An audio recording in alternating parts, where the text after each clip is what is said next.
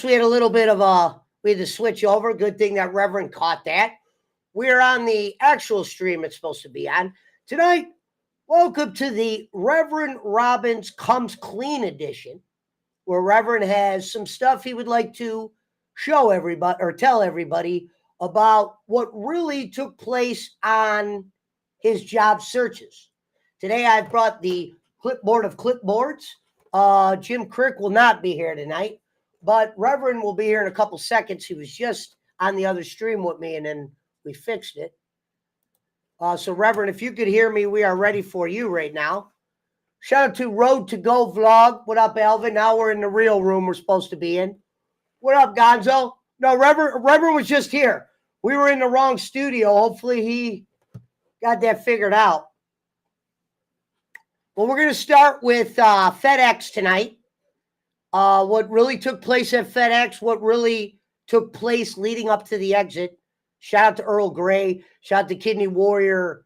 Quick 11 in here. He said, I need another link.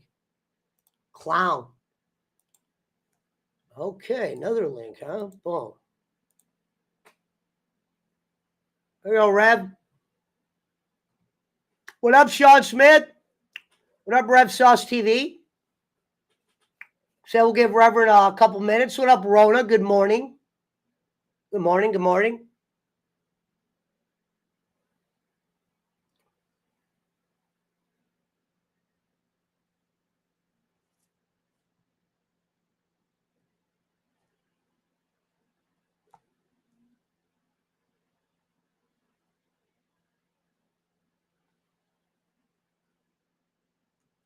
Thank you. I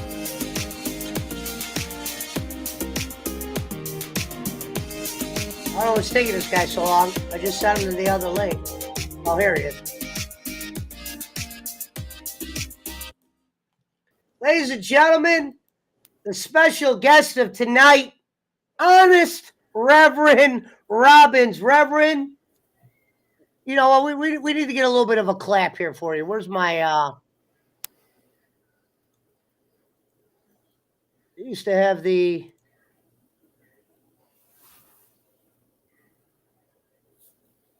I don't know where it is. I used to have claps for everyone. Here, do a sound check, Reverend. Make sure I can hear you okay. Hello, hello. Am I coming through? Yeah. Okay. So we're going to start. I got to figure out why I can't find that on my soundboard. I was going to give you my clap.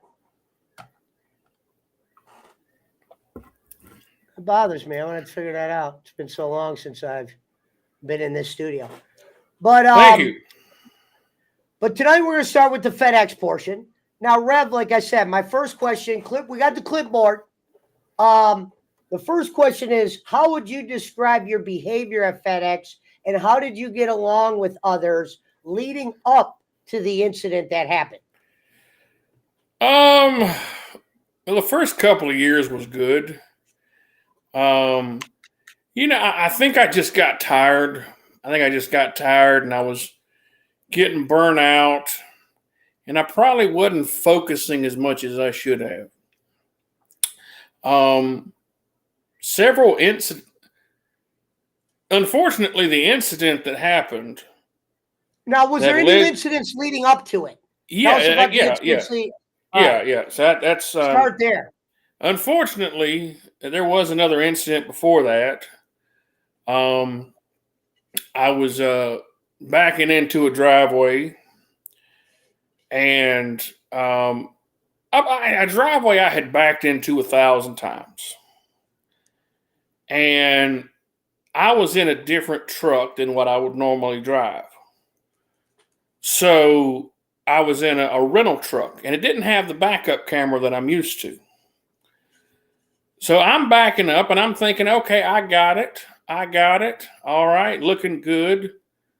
And then I hear crash. And I happen to have backed into someone's car. Now, this was your first incident? Well, this was one of the incidents leading up to the incident where I. How many years in was this first crash? Oh my goodness gracious! This was I was about 8 years into the job at that point. I was with FedEx for almost 10 years. I had a perfect driving record. I was even in training, I did well. So it was, I had good attendance and stuff like that. Like I said, I think it was, I was tired, I was burnt out, and I was just, I think it was probably a combination of that. Now, what'd they say to you after you crashed the first time into that car? Uh, What was your punishment, if any? well, so my immediate supervisor, I had to take a lot of pictures. And it really wasn't that bad. I mean, my truck didn't get damaged at all. The bumper on the other car got, a nice little dent in it. But, I mean, nothing, no one was hurt or nothing like that. I had to take a lot of pictures. I had to file claims and stuff like that. My immediate supervisor was, he was disappointed, but he was, he's like, well, this is your first accident. It's not the worst thing in the world, but we just need to try to do better next time. And I did want to try to do better. Now, how did you hit the car? You said as a driver, you pulled it 100 times. How did you hit the car? Were you Like I said, I didn't have a backup camera, so I couldn't. So I was in a big box truck, and I was using the two rear view mirrors, the two side mirrors, to back up. And when I was backing up, that car just happened to be in my blind spot. It literally jumped out in front of me, I think. I believe she moved it. So you were focusing when this was a focused crash? Yeah, this was a focused crash. This was an accident. I mean, it's all accidents. It's just the category of accident changes.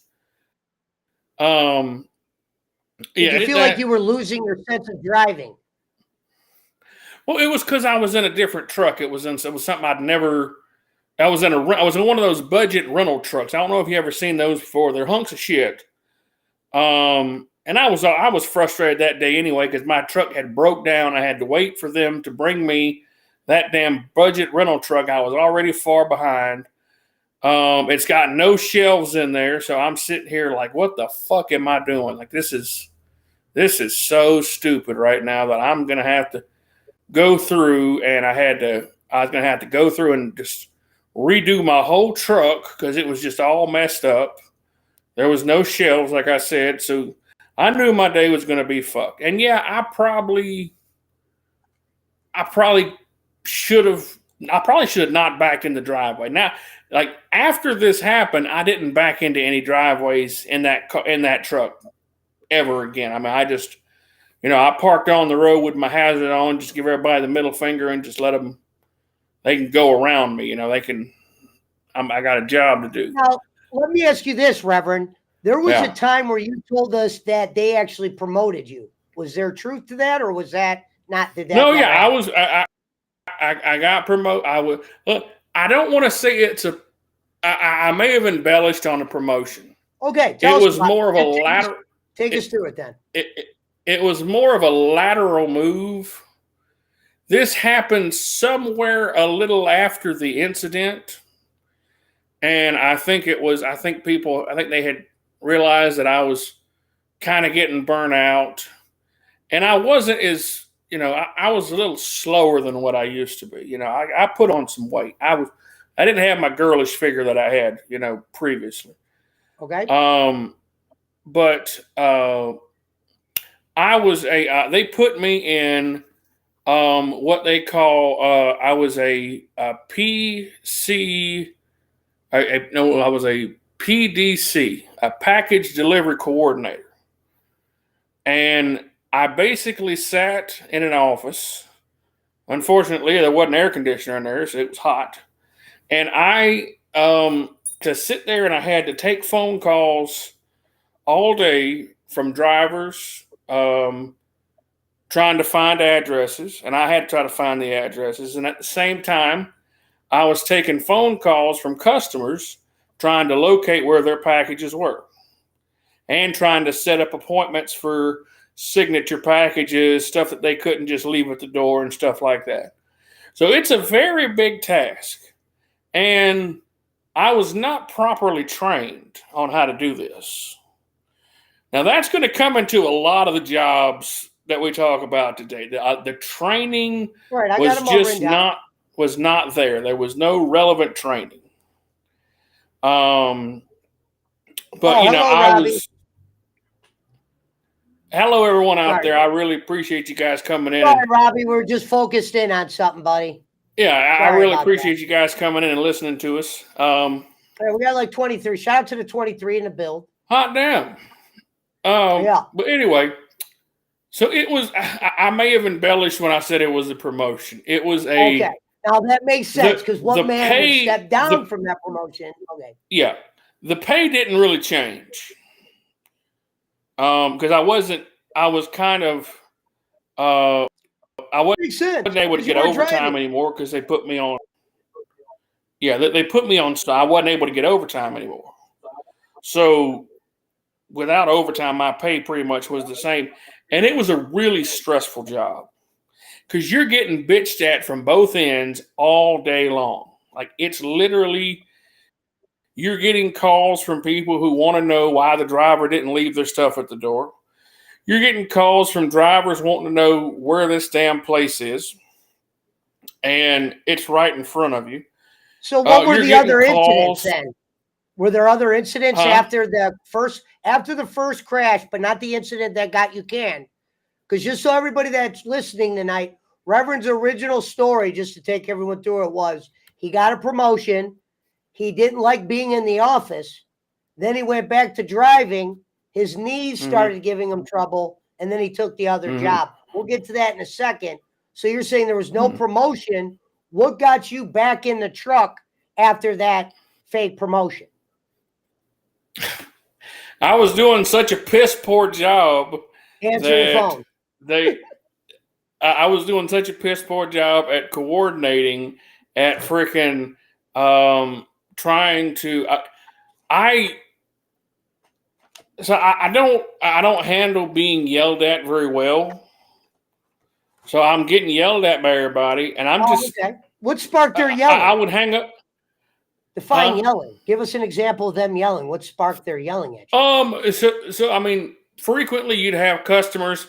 Well, why the fuck didn't they leave my box? Well, sir, it's a signature. You have to sign for it. Well, I didn't want to sign for it, sir. I'm sorry. It's the shipping company requires that you sign for that package. It's a very valuable thing. Well, I ain't gonna fucking be here. Y'all need to just leave that shit, sir. I'm sorry. We're not gonna just leave it. You can come pick it up. I ain't about to drive my ass down there and pick that shit up. And you would just, you hear that a bunch every day. Did you get into any verbal altercations with supervisors?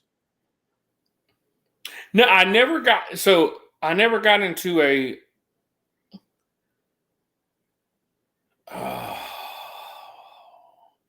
Not a verbal altercation. I've hung up on supervisors, and that was mainly just I'm tired of listening to you. You're trying to tell me how to do my job.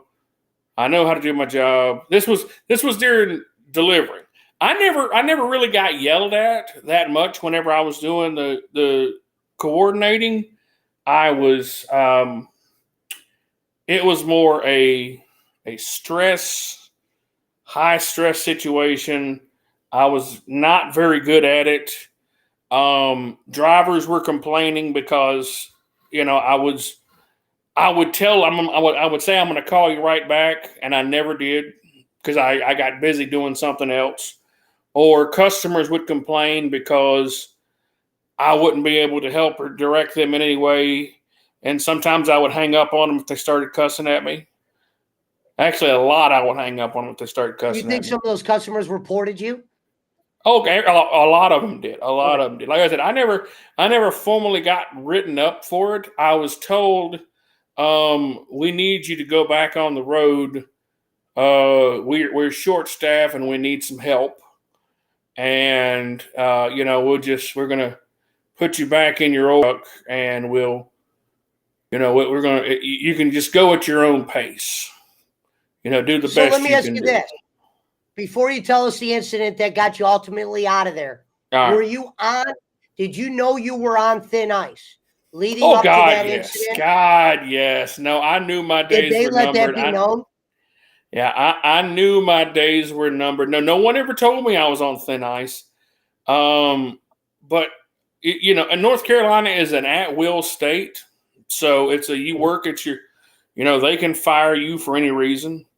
And unfortunately, I wasn't union, so it was like, I could have been terminated without issue. But FedEx was a pretty good company, and like I said, I didn't have any problems with them until the Would you last still be there if 2 this years. last incident didn't happen?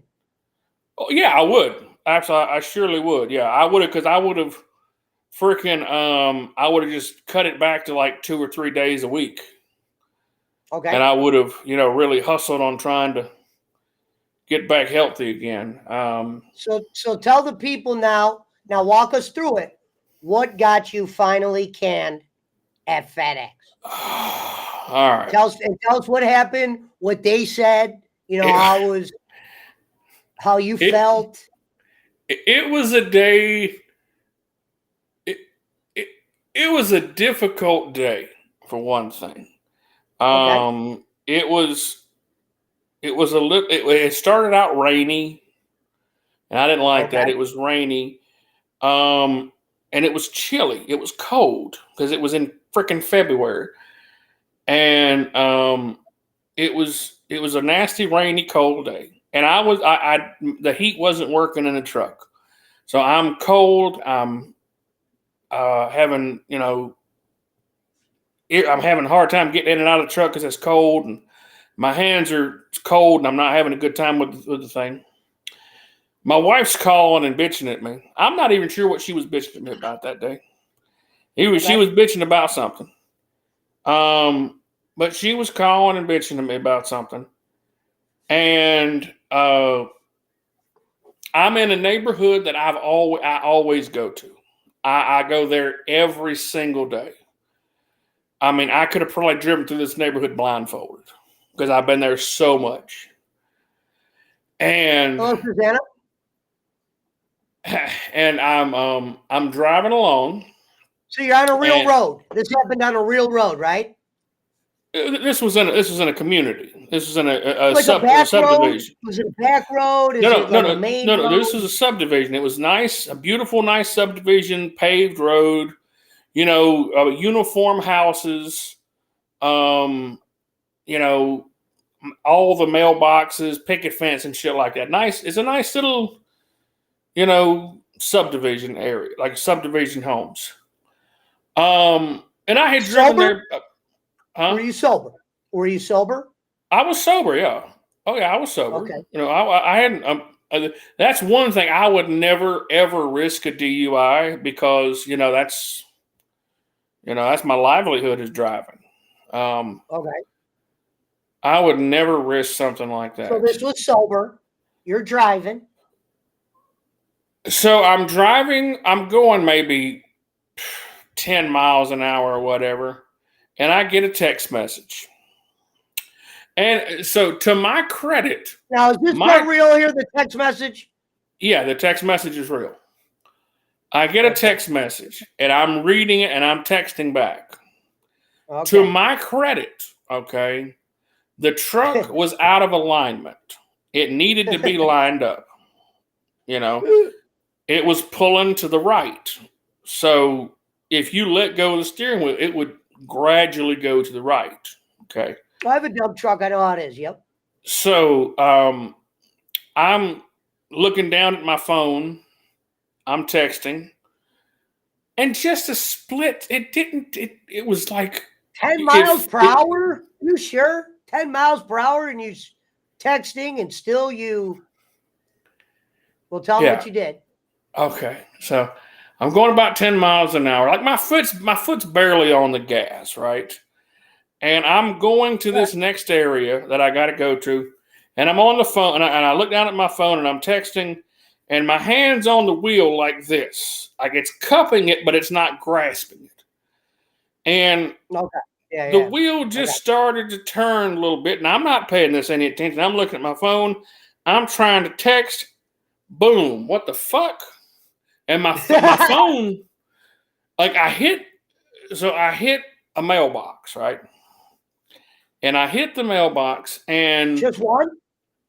It was just one. Yeah, it was. Yeah. There was room in between. And then you went back on the road? No, you're off the road, you hit the mailbox, and you go back on the road? No. So I hit it, and then I slam on brakes, right? So I hit the mailbox. As soon as I hit the mailbox, I hit the brakes because I was like, it caught me, and I jerked the wheel, and I slammed on the brakes. And then I back up, and I knocked the mailbox over, right? So I back up. Let me ask you this. Did you back the truck up first? Were you looking to see if anybody saw you? Was that in your head? Yes. Yes, it was. I knew it. Yeah. Oh yeah. No, yeah, I would. Yeah, I was looking at. Well, unfortunately, because if nobody was there, you were gone. Oh no, yeah, I would have, yeah, because I don't know if they would have had a ring or something like that, but I mean, I would have probably just took off. But the neighbor on this side watched the whole thing. He saw the whole thing because he come running over. Oh my God, are you okay? That's the first thing he said. He said, "Oh my God, are you okay?" And I'm like, "No, I'm not okay." And hold on, keep going. So the first thing that I have to do is I have to call FedEx, and I call the HR, okay, our local HR, and she has to make a report of the incident. What's this neighbor doing? Is he like, okay, I'm out of here, you're good? Make sure you guys call everyone. No, so after he saw that I was okay, the homeowner came, and she wasn't mad. She was just like, "Oh God, what happened?" And that's when I said, "Well, the truck's out of alignment, and it jerked me over. It wasn't my fault. The truck over, I was out of alignment." Did she laugh when you said that? Did she laugh when you said that? Or did she no, say, she was like, "Oh, okay, yeah. Oh, I'm so sorry." Oh, I'm so sorry. I would have laughed. I would have been like, I said, "No, I'm so sorry." And I said, "Well, I got to call and make this report, and I will, and somebody will be out somebody will get a hold of you, and we can get this situated and get your mailbox fixed and all that." Because they always, you call and then they'll set up something with the customer to get it fixed, or they'll pay it. They'll send them a check or something. I don't know. FedEx always settles and takes care of that stuff.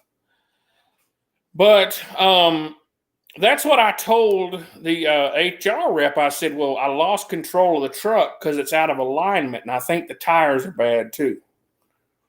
And you know what? To be honest with you, Reverend, I'm not going to lie to you. If I was your boss, and I just know this from being in car business, saying the car jerked because of the alignment and the tires, that's going to be an unacceptable answer for me. Well, because the car doesn't jerk to where you're on the road and then you just go off and hit a mailbox. Is that fair to say? Because it wasn't like you were driving and the car was going like this. The car starts to veer to the right if you don't have control of that damn wheel. You could beat the veer. I've had to beat the veer many times. So I know how it is. So that's probably so what'd they say to you before they initially got rid of you? So my first so let me address that to you. So my first thing was not going to say, "Oh yeah, I was on the phone texting and I lost control of the truck," because that would have been an automatic, well, you just stay there. We'll send somebody to come get the truck. You need to find a ride home. That's what would have happened at that damn point, because that's happened before, and it's never happened to me, but it happened to other people. So what they tell me is, after I tell about the incident, she doesn't say anything about it. She just writes it down, and she says, "Well, is the truck still in working condition?" I said, "Oh yeah, it's fine. It's not got a scratch on it."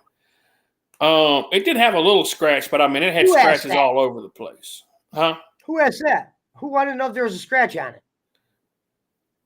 No, it was the lady at HR. That's who I had to make the report to. Okay. No, so I had to call HR. I had to call and report the accident because it was an accident. Because if I didn't report it, I would have got fired immediately. What's the difference between HR and your boss? Two different people? No, yeah, well, my immediate supervisor is HR is that was our local human resources person.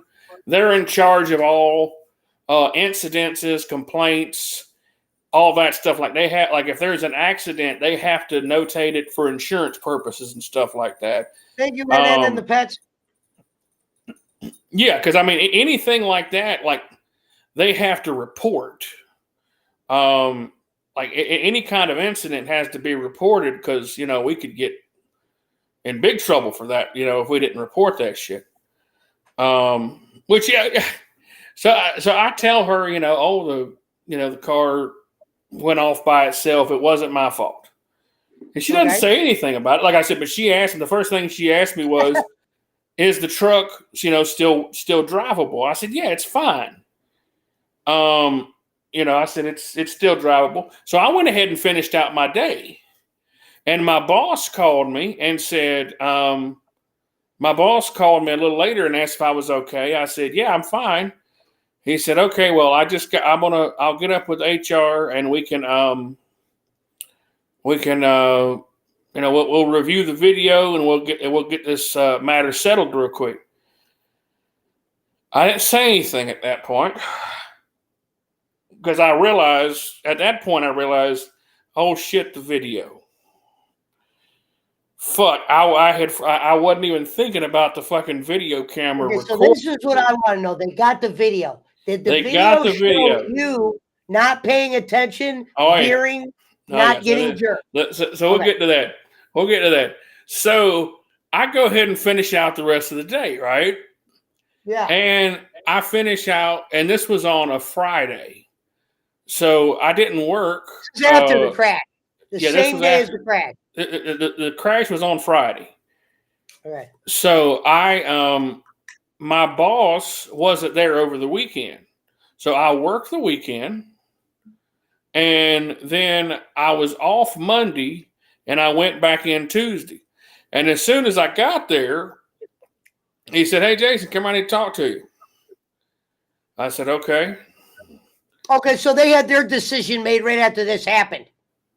No, he wasn't there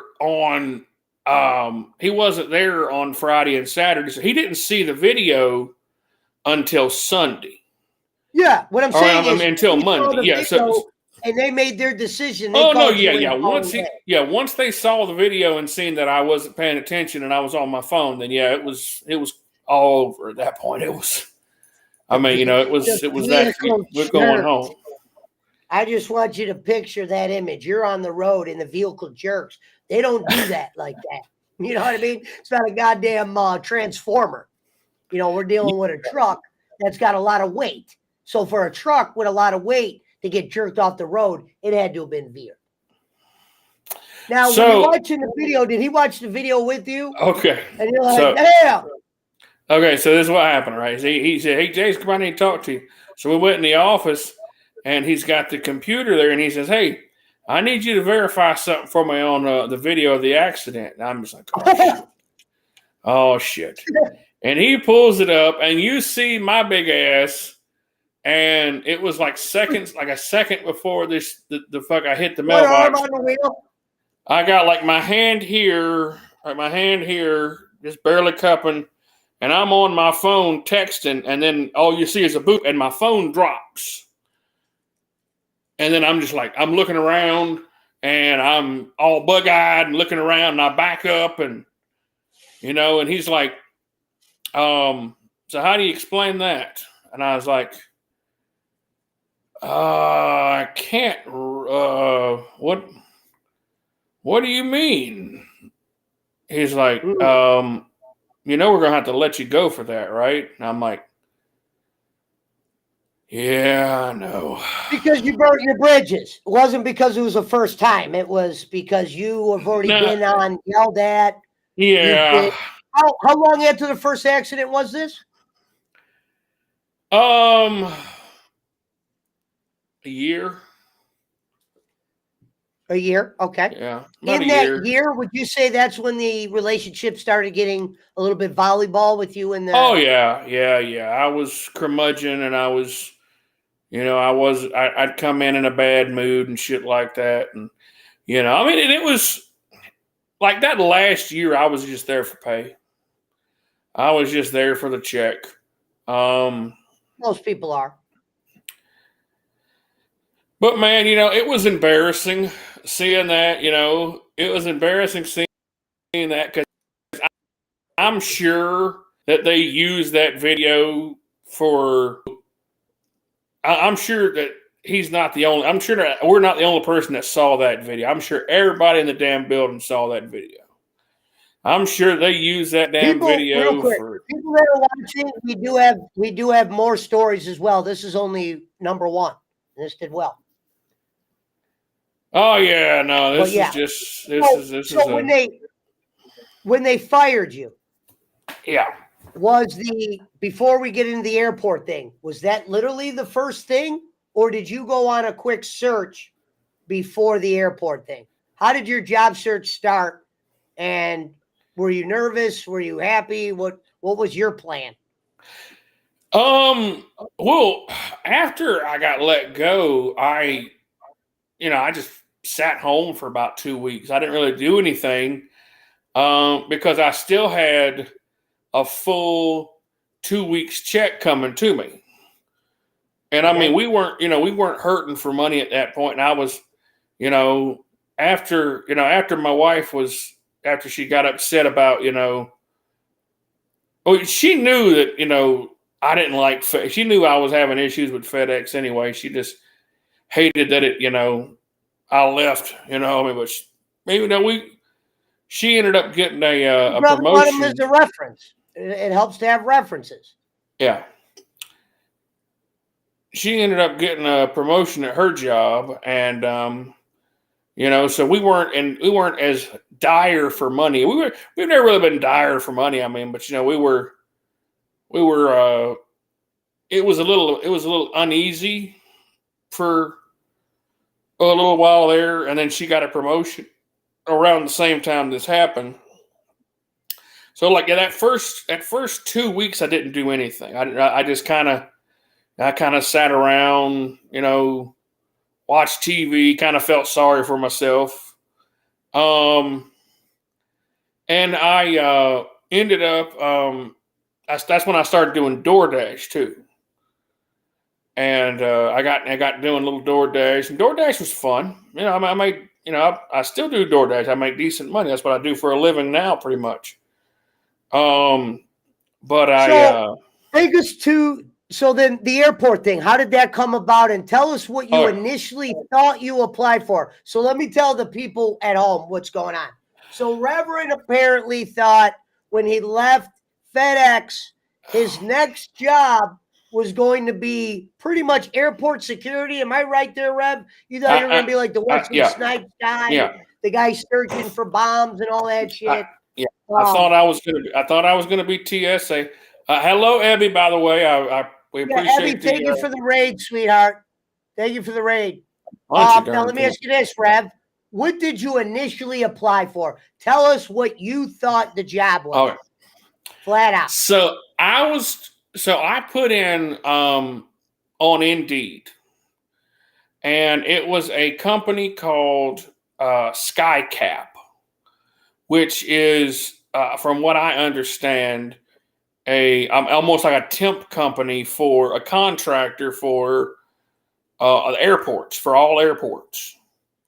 Okay. And I initially thought that my job was going to be like a TSA agent, because it had said Why did you think that? Take us up to that, because this gives a great story. Everyone that's watching, wait to hear So that. they had on there, like they had all these positions posted, and it was, you know, What'd they had all these positions posted. They had cafe people, they had bartenders, they had janitors, they had custodians, they had security, which I thought was TSA. So you checked that box? But I applied for all of them, and whenever I got interviewed, the guy said, "Oh yeah, well we need we need a lot of help in we need a lot of help in all these areas." And I said, "Well, I'd like to do security. I've never done security before." Oh, okay. Well, we could probably use you somewhere around there, and we'll work something out. So I went and you have to get a certification card to work at the airport. It's like your it's a valid. I can't remember exactly what it's called. It's like I remember the day you waited for that. For some reason, I think. Yeah, it's you got to get a verification card because you got to be. Because especially like airports, like they got to do all kind of federal background checks. They got to go back like 10 years. They got to check and make sure you're not like any kind of terror, like a link to any kind of terrorist organization. It's a really long process, and then they ask you, like, you have to do this test, and it's like it's a lot of have you ever do you feel compromised? Do you feel like, are you the kind of person who would, share your identification with someone else? Are you the kind of person who would, allow other people to use your identification for nefarious purposes? I mean, just these lavish questions about, trying to weed out terrorists, But I had to go get this damn card. And so you had one interview. You only had one interview. They tell you to go get the card. I had one interview. I got hired on the spot because they needed help so badly. Whoa, stop there. So you're hired on the spot. What did he tell you you're going to be doing right on the spot? If you got hired right there. He did not give me a full detailed, because he said, well, I need help everywhere. I said, well, I'd love to do security. He said, well, I'm sure we can probably work. I applied for 30 jobs. I mean, he said, I'm sure we can work something out. He said, let's get you in the system and we'll find you a place. I said, okay, that sounds great. So here I am thinking I'm going to be a security guard. So why?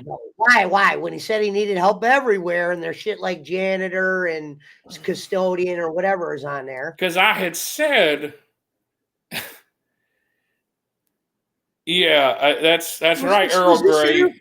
Earl Grey says getting hired on the spot is usually not a good job. That's true. If they're desperate for people, he's going to get there, Earl. Good point. Yeah. If they're desperate for people and will hire anyone, then it's probably a job. It's not going to be, So take us through the phone call, day one, why you thought and told us you were going to be the next Wesley Snipes of the airport. So first day, so I had jobs at the airport. Okay, I didn't tell you this shit before, okay? Because like I said, I was working for this SkyCap, and they handle all the they handle all the outside hiring for airports that's not done by the different airlines, or that's not TSA, or that's not, because like airports have very actual few employees. I'm guessing you were embellishing when you told us you thought you were going to be TSA. Okay, yeah. So everything's contracted at the airport. So there's all different companies. There's all kind of different companies. TSA are federal employees, so they're all federal jobs, right? I should have realized I wasn't going to be TSA when they hired me on the spot, because I'm thinking this is probably, I should have realized it, but I kind of had hopes, and my hopes were dashed the first day when I get there. So the first here's thing, everybody that's watching. We thought Revern was working at the airport, and when he didn't get to TSA, he was just some guy handing out whatever they hand out. He wasn't really clear. But now Revern's going to tell us what the actual job he was hired to do and did, and take us through it, Rev. So this is how the day starts. They tell me to get there at 5 a.m, and he said there's a shuttle that leaves. He said there's a shuttle that leaves out every 45. There's a shuttle that leaves out every 15 minutes. So get here by 4:45, because it's an airport. It's a fucking enormous. It's huge, and the parking lot where we had to park was, God, at least a half a mile down from the actual facilities. So I get there, I park. They give me a little temporary sticker. The people who there's guys who like monitor the parking lot, and they give me a little temporary sticker until I get my full employee sticker. Which, because if you don't have that sticker, they'll tow you, pretty much. Like you cannot park in the airport unless you pay to park there or you're an employee. That's the only two exceptions, the only two things. And if you pay to park there, that's a completely different section that actually has toll booths and stuff like that you go through. The other, like the employees park, like I said, way half a mile down the road. And they have like people who monitor out there, and like the people who run the trolley, who run the shuttle, who go up and down the aisleways, picking people up and carrying them up to the airport, because it's a big, Anyway, I get there 4:30. I'm sitting there waiting. I got my sticker. I put it on the back of the window. And I'm waiting for the trolley or the shuttle that never comes. It never comes. So I ended up 4:15. I'm like, okay. So I end up starting to walk towards the airport. And so I'm starting to walk towards the airport. And finally, I see a shuttle starting to come towards me, and it's almost 5 o'clock at this point. And you're by yourself, the guy that hired you. Yeah, I'm by myself. Yeah, I'm by myself. There's nobody else there. What do you think your job's going to be at that moment? At that moment, I thought that I was going. So at that moment, I was informed, before that, I was informed that my first day I was going to be watching videos and observing, and because with the airport, you have to do like all this computer-based learning before you actually start work, because they want you to know how to how to handle yourself in the airport, like what to do in the because it was, like I said, there was a bunch of, it's like a company video kind of deal. Okay, so it's like you got to watch these videos, and he said it takes about a couple of hours, and then after that, I would be observing, and he wasn't specific on who I would be observing, but I would be observing, and then learning the job. So as soon as I get there, so I'm walking, I'm about halfway to the airport, and I see the shuttle pull up, and it's my boss, this guy named Mike. Yeah. He's the one who hired me. So he opens up the door. He opens up the shuttle door. It looks like a little it's like a little van, like a little high top van, and it's got like 6 seats. And it opens up the little door, and you step in and you get in the seat or whatever. And he said, you used to be a truck driver, right? I said, yeah. He said, well, my shuttle driver called out today. So do you think you could drive the bus? Really? I'm like, And that's not the only sure. job, ladies and gentlemen. It gets better. No, I said, sure. I guess. I mean, I don't really know. I mean, he said, oh, no, it's easy. It's self-explanatory. You just drive around the airport, drive around the parking lot, go to each stall. He said, don't worry about the toll booths and nothing like that. They'll let you through. You just go in, you're just picking people up and you're driving them back to the airport. He said, you're circling the parking lot all day long. What up, John? I said, okay, sure. I said, well, what about my videos? Oh, don't worry about the videos. We can do that later. All right. So I basically, that was my first job.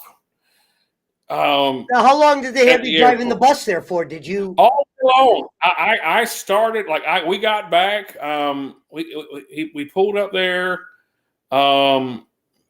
We went up to the office. He gave me a vest and he gave me a vest and a hat, and he said I had to wear the vest and the hat at all times, and it said the name of the airport, and it had it was like a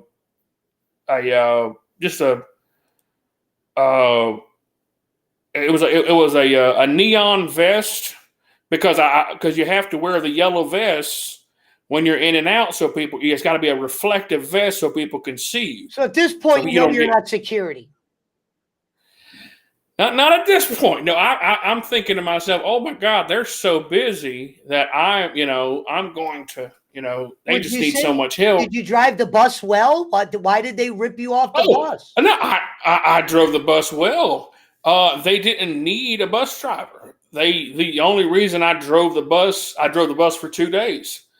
Because the other guy called out sick. And so I drove the bus. As soon as I put the vest on, he gave me the keys. He said, okay, just circle the parking lot. I said, all right. So I'm circling the parking lot. And I got the radio turned up. And I'm just circling the parking lot. And I'm driving around. And if I see people, it took me a minute to learn how to open up to figure out the gimmick to open up the door, because it kept getting jammed, because I'm not a bus driver. I've never driven a school bus or nothing like that. It wasn't a school bus, like I said, it was a van. Did that become a problem throughout the day? You're not being able to open the door? No, that was it. Took a few tries, and then I figured it out. But I remember, there was people. I pull up, and these people, and they're trying to get on, and I'm trying to open up the door, and I'm like, I'm sorry, I can't open up the door. So I just drove away and left them, and they had to walk up to so I'm pretty sure I got a complaint about that. But I ended up going back, and I ended up being able to figure out how to get the door open, because what you had to do was, it's like it's a handle, and it's on this mechanism that opens up the door. And what you got to do is you got to pull up on the handle, and then you open up the mechanism, and it opens up the door. It took a few tries to figure this out, but I was able to figure it out, because I'm thinking to myself, how the hell am I going to get out of this damn thing? But anyway, so I drove the bus well. I didn't hit any mailboxes or any people, so I figured that was a good day. I couldn't figure. I had a hard time figuring out how to open up the back of the bus.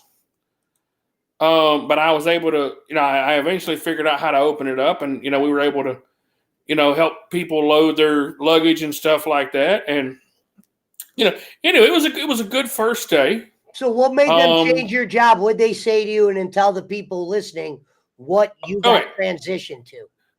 So after I did that for 2 days, and then the guy who drives the bus, the other guy who drives the bus came back, and I get there on my third day, and I say, okay, am I driving the bus again today? He said, no, I don't need you to do that today. I got somebody. I got the guy who originally drives the bus. He's back. He's not sick anymore. I said, oh, okay. So what am I going to do now? He said, well, okay. So at first I say, okay. So I said, so what am I going to do now? He said, well, let's finish up your videos. So I watched these 2 long ass videos about this damn company that didn't make a damn bit of sense, and I didn't fucking care. Okay, it wasn't on your job. It wasn't on your new job. Okay. And that took, my God, I think about 4 hours. Damn. Right there. So it was about 11 o'clock. And I get there. And he said, okay. He said, are you good with customer service? I said, sure. What do you mean? He said, we just need, we need somebody to help out with, helping the customers load their bags out of the car and, putting them on this little, they had one of those damn little those little hotel, those little hotel rack things. You know what I'm talking about? Like the ones on wheels that you put your luggage on and you wheel it over to, yeah. So they had that. They had one of those, and he's like, "I just need you to help. Help unload some of these cars." And he said, "Oh, don't worry, they'll tip you." I said, "Okay, all right." So I went and did that. Didn't get no damn tips. I don't know what the fuck he was talking about. Might have any incidents happened during when you started this job? The helping in the car, anything that's worth noting? Worth noting? No. So I did this for about 4 days, about 4 or 5 days. Okay. And okay, so then, and I'm asking this guy periodically as I see him, because he's running around like a chicken with his head cut up because he's doing all of this shit. So keep this in mind, folks. He's working at the airport right now. I never knew this was a job. Literally, taking stuff from the car? Okay, I'm helping people with their luggage. I'm helping people with their luggage from their car. So what they're doing is they're pulling up to the turn stop.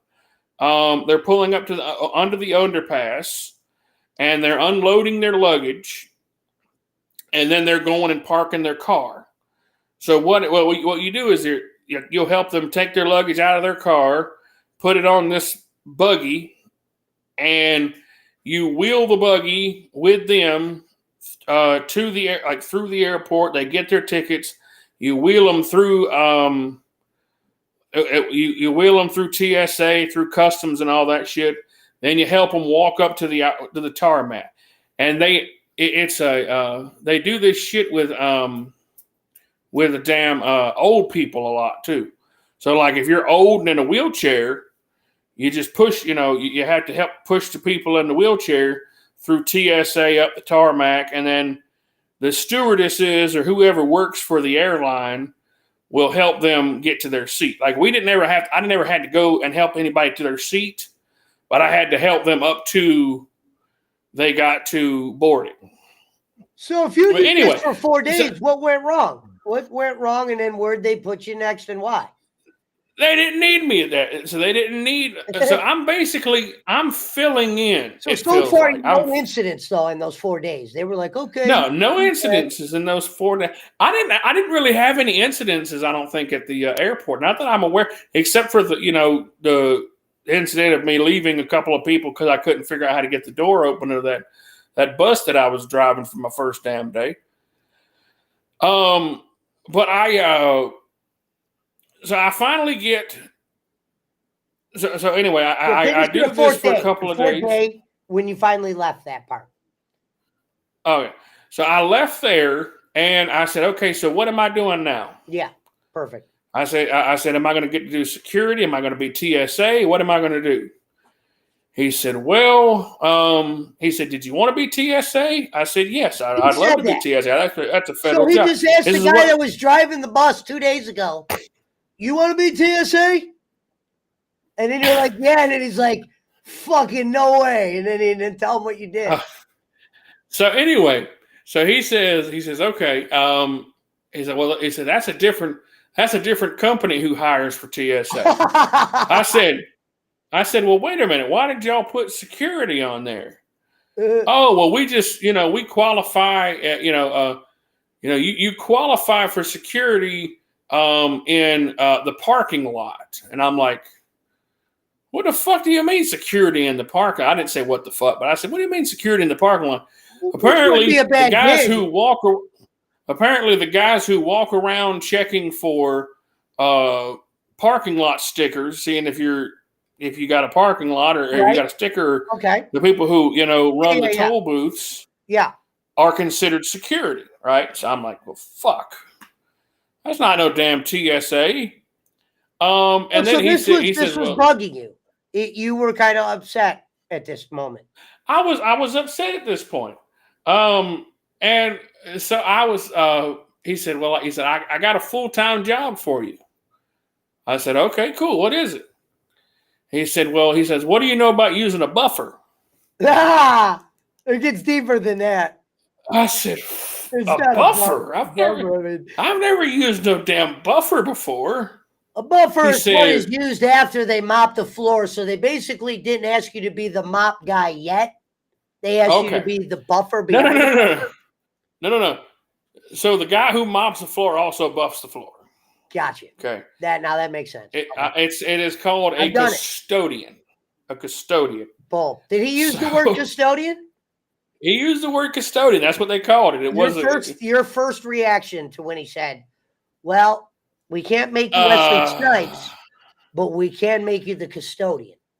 My first reaction was, well, shit, I wanted to do security.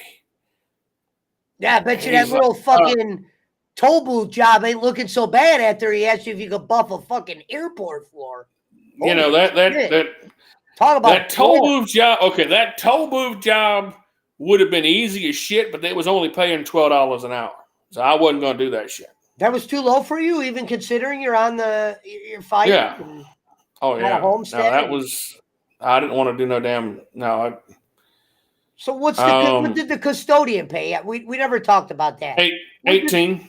18 an hour. The custodian paid 18. Guarantee. So the reason I took the custodian. This was the reason I took the custodian. I liked. It wasn't about the damn work. It was the. It was going to be from 7 in the morning till 3 in the afternoon. So it was going to be good hours. So I was going to be done early. And I was going to be, at first I was told, well, I need a supervisor over custodian. I need a lead custodian is what he told me. But that shit never came. That shit never came anywhere near fruition. A lead custodian or you need a lead custodian? Yeah. But since I had never done that shit before, it was going to be, since I had never done any kind of custodial work before, it was not going to be, they weren't going to make me a lead one. Because what was I going to do? Get up there and, they're going to say, hey, let's do this. I don't know how to fucking do that shit. But anyway, so the first thing I do is, so this is, I should have fucking left after this shit. So my first official day. Take us through the day.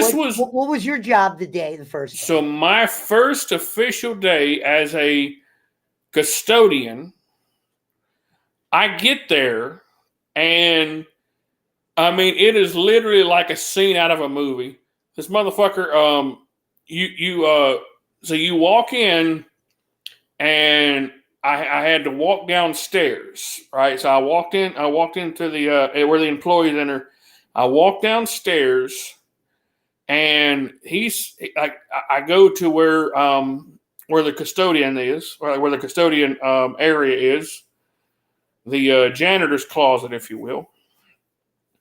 And I'm supposed to meet the guy I'm working with, and Mike's down there, and Mike has a mop bucket with a mop full of water, and he's holding it like this. He's leaning up against, he's holding it like this. And he literally says this shit to me. And I swear to God. Yeah, he's got a little smile on his face. This is what he says to me. He said, Jason, I want you to meet your new best friend. At that point right there, I should have said, say, fuck though? this. I'm going. You said that, and what did you say? Did you ask him what the mop's name was? I just, I kind of chuckled a little bit, and I was like, oh, okay. I would have had a smart ass comment if he would have held up a mop to my new best friend. I'd be like, like I said, I wanted to give it a shot. I really did. And, the opportunity. So this was the thing. This is what hooked me with it. Okay. The opportunity to make more money and, eventually get his job, because he said, if you were a good mopper. He told me, this was, he told me, he said, we need people. He said, we need people in my position. His position was what they called a regional director, which is like he was in charge of all facilities at that airport. So he was in charge of whatever SkyCap facilities was. And he told me he said he was getting, close to six figures a year. He said if you can. No. He was, like I said, he's in charge of every contracted position that company services in the airport. It would take you a while to get a job like that, Reverend. I mean, he was talking a couple of years. He was talking, you do good. I mean, that makes sense. You don't just get a mop and then you're in charge of everything. That's not how. No, I never thought of that. I never thought of it like that. I thought of it like, don't worry, soon you're going to be in charge of everybody. Because he was because he was also talking about. He said, I need an assistant. That's what he kept saying. He said, I need an assistant. Mopper? And he said, No, it's not not mopping, dude. It's the mopping was just the one part of the job. Like he's in charge. He used the word best friend. I mean, Jesus, that don't sound like a quick job. I'm assuming he was trying to joke. I don't know what he was. It was a bad joke, but he was. No, he probably got one look at you and he's like, "Hey, man, meet your new boy." So what happened? So you mopped. Did you do a good job? Were you? I think I did a really good job. What they think of your mopping? I mean, nobody ever complained about it. They shut up, Brad. Nobody, like I said, nobody ever complained about it. It was. It was just. It was simple. I mean, I had to go. I had to clean, had to mop the floor. What you had to do is you had to section off parts of the floor per day, like throughout the day, mop it, let it dry. And you were constantly going, I had this big dustpan broom, this big dust broom that I was constantly going over the floor with all day long, just sweeping the floor with this dusty broom, and going. And how many days did you last mopping, and when did you get sick of it? And take us to the end. What went wrong there, and when you knew I'm out of here? So how many days did you last for starters? About 30. It was 30 days strong. It was about a month. It was about a month. Do you think you last 30 days mopping, or it was just 30 days the whole job? It was probably some driving a busing. So I got this job in close to the end of March, and I think I kept it till about the 1st of May. I can't really remember. It was not very long. It may have been a month. It may have been a month and a half. It was an interesting job. It really was. What do you mean interesting? You said you were mopping. I was mopping. I learned how to buff. Okay. And not interesting bag well about this job? What was interesting? It was something I had never done before. Like I've always been either driving or working in like warehouses and stuff like that. I've never actually done custodial work before. But I was a glorified, trash pick. I used to have to take out trash all the time. Had to clean toilets and shit like that. You know, I mean, it was. Hello, R.A. Good morning, sweetheart. I found it embarrassing. You know, I thought it was embarrassing. That's why I used to tell you guys, you know, I would tell you guys, oh yeah, I'm a TSA agent, and then fucking Schmidt would always, you know, I guess I should have been, you know, more happy with a glorified, you know, glorified toilet scrubber than a glorified ball grabber or whatever it is he used to call me. Thank you, R.A. But so, you know, did you get fired from there? No, I never got fired from there. I got tired and I just didn't come back. Not even a 2 weeks notice? Gone. No, I quit. Did you use them as a reference going forward? No. I did not mention them so on they there. Had no idea. So one day you're just sitting there mopping and you said, yeah. I'm gone. No, I had finished up. I think we were buffing. It was me and two other guys. Like we were the crew. We were the custodial crew, and it was the crew had a little crew. We had a little crew. None of us were in charge, but I like to think I was the lead man. Okay. But and that was because experience. You had 4 days in. They had 6 days in. Why is that? I don't know. I thought of myself as, you know. Were they younger than you? Were they... Oh yeah, they were younger than me. Yeah, they were both probably early 20s. I mean, me and Mike were probably the two oldest guys out there. Mike was probably in his 50s. Huh? Mike was your boss. Mike was my boss. He was probably in his 50s. 30 days, you and Mike have a relationship, you just leave without even telling your boy Mike? Yeah, I did. God damn. I know, I shouldn't. I don't want to say I shouldn't have, because I really didn't fucking like that job. It wasn't hard, but I just felt like, you know, I'm just thinking to myself, man, I should be doing something better than fucking cleaning toilets. And, you know, the thought of moving up, you know, once I saw how busy he was and how stressed out he was all the time and how, you know, how crazy his day was, I realized, yeah, I don't want to do that shit. I don't want to be like him. And like I said, it was, there was no benefits. There was no 401k, nothing like that. So it was really going to be like a dead end job.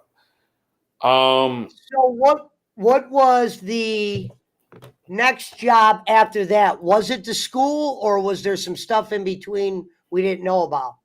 Was that first of all, I want you to tell everybody, we'll get to the real good one. Tell everybody the one spot you worked for 1 day, why you want, now be real clear, why you wanted to work there, why after 1 day you quit, and did you tell them, and then we'll go into the school portion. I told you this would be a long thing. We're at an hour and 8 minutes, Reverend. We're not even close to being done. Man, okay. Y'all want to drag that out? All right, fine.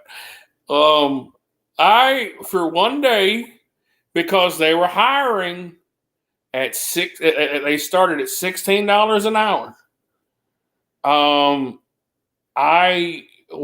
This was another one of those. I was hired on the spot. I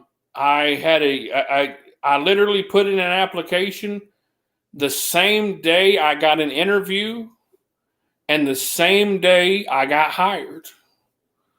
And that was at my local Hardee's. Now, you saw Hardee's and you went and filled out an application for Hardee's, or this was just okay, so was it because of the food? We still got to touch on the diets tonight. We But were. It wasn't.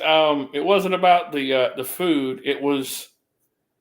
No, it was. They were. I was still on Indeed. So I was doing Indeed, and this is a hiring place. yeah, Indeed's an app, and Indeed's an app where you can put in. You can put in your applications. A lot of companies use Indeed only for hiring. Like they don't have. Hello, Like Jenny. they don't do. Huh? I was saying hello, Jenny. Go ahead. Oh, hello. Hey. Keep going. No, like Indeed, like a lot of people don't use just like a lot of people don't they don't use paper applications. They don't use like applications on their website anymore. They strictly go through these hiring companies. So I was on Indeed and Hardee's popped up, and it was literally 3 miles from my house. So I'm like, and it's it's $16 an hour. I was telling my wife, I said, I could do this. She laughed whenever I told her I was going to go apply for Hardee's. I said, I'm going to apply for Hardee's. She's like, you ain't going to do that shit. Because they were starting at how much an hour? They were starting at $16 an hour. So y'all can go to hell with your little GP references. I knew that shit was going to come up as soon as I said fucking Hardee's. It's all right. Well, I mean, the good news is you only worked there one day, Rev. Tell us what went wrong and what happened and how it went. Tell us. Okay. So, I get, I put in the application, and I get literally as soon as I put in the application, it sent me a message saying, would you be able to come in for an interview today? And it gave me a whole bunch of times, and I said, sure. And I put in, I hit the button for like 10 o'clock that morning, and I went there. And as soon as I got there, she said, when would you be available to start? And I said, tomorrow. And like, she didn't even really ask me a bunch of questions or nothing like that. She didn't ask me about my background or anything. She said, okay, well, if you can start tomorrow, we'll see you tomorrow. Okay. And she said, be here at 7 a.m. I said, all right. So this is, like I said, this is another one of those jobs, got hired on the spot. No questions asked. Just, it was crazy. I'm surprised. Give you $16 an hour. You start Monday. No, this was on a Tuesday, and I started on Wednesday. I started the next day. So and how did you only do one day? Don't you got to get training in one day? You quit after training day? So let me tell you what training was, okay?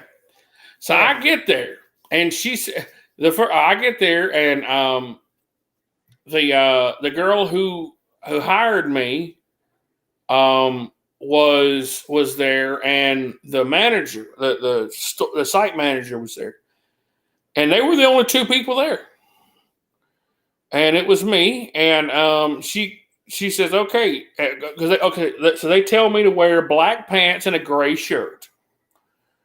So I had a pair of black pants and I had a gray shirt that had it said I ended up throwing this shirt away because I ruined it. But it had like the damn Cross and Castle, I think it was. It was I think it said Cross and Castle on it. It was some name brand shirt or off name brand shirt or something like that. Well, anyway, so I wore this shirt. It was the only gray shirt I had because I wasn't going to go out and buy a gray shirt. So I get there, and she said, we need to order you some shirts. I said, okay.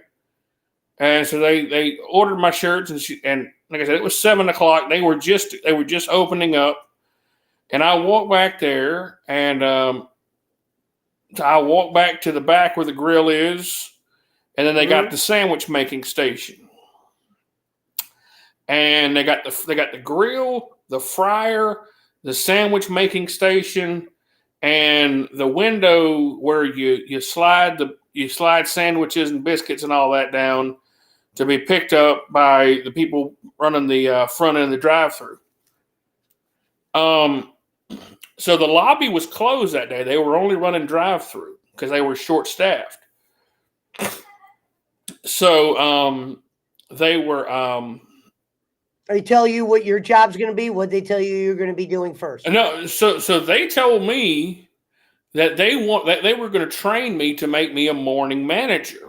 That was a morning manager, yes, sir. Already? That was what I had applied for, and that's what they were going to hire me. They don't even want to watch you cook a fucking cheeseburger yet. You're a manager already? No, I was training to be a manager. I was training to be a morning manager.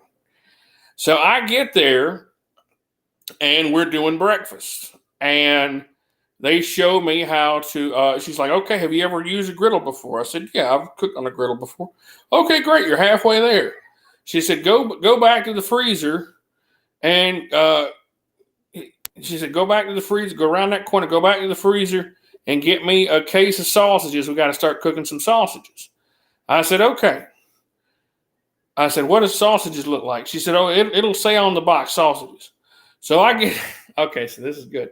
So I get back there, I open up the freezer door, and I grab a case of sausages. And this is a freezer, so it's like 0 degrees in there, right? Right. It's breakfast time. And I go to open up the door. The light doesn't work in there. So I held the door open. I look, and luckily the sausages were right there, and the door closed on me as I was freaking as I went back there to reach and grab the sausages. The door closed. The door's broken. I can't get out of the freezer. I'm pushing the button to try to get out of the freezer because it's one of those damn button you push in to open up the door. I can't get out of the freezer, so I'm banging on the freezer. Help! Help! Help! And they freaking so the woman runs back here and she opens up the door and she says, "Oh yeah, I should have told you the freezer door is broken. You fucking should have told you should have told me." How long were you in there? I about quit right there. No, like I said, this is just me, the site manager, and the district manager, the one who hired me. It's just 3 people working the whole damn store. So anyway, so I get some sausages, and I lay the sausages on the griddle, and I set the timer, and they cook, and then I flip them, and I put them in the pan, and we cook the bacon, all this shit, biscuits and all that, and we get ready for breakfast. And so Hardy's nearly killed Rev. Yeah, that's right. And we get ready for breakfast, and so she shows me how to make a bacon, egg, and cheese sausage, egg, and cheese. I mean, it's simple shit, right? So you just okay. Well, here you go. And so I start making them, and I wrap them up. And she said, "Oh, you're doing great." And so she just walks off, and she just walks off and goes and does something else. And I'm just sitting here, and then all of a sudden, orders start coming up on the screen. And I'm just sitting there and I'm trying to read this shit. And like I said, this is my training. Yeah. I haven't been trained. So I'm sitting there, I'm looking at this shit. What you to do? She left. What were you supposed to continue doing? Huh? What were you supposed to do when she left? I was supposed to stay there and make orders. That's what I ended up doing.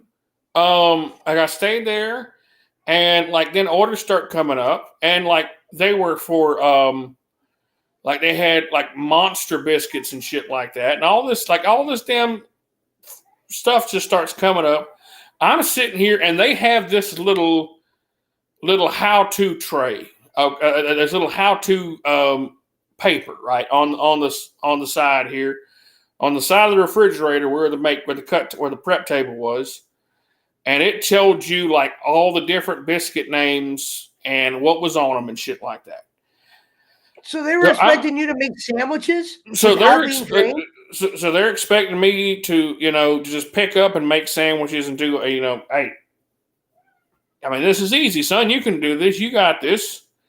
So I'm just like I said, I'm sitting here and I'm trying to read this little map, this little guide on what goes on what, and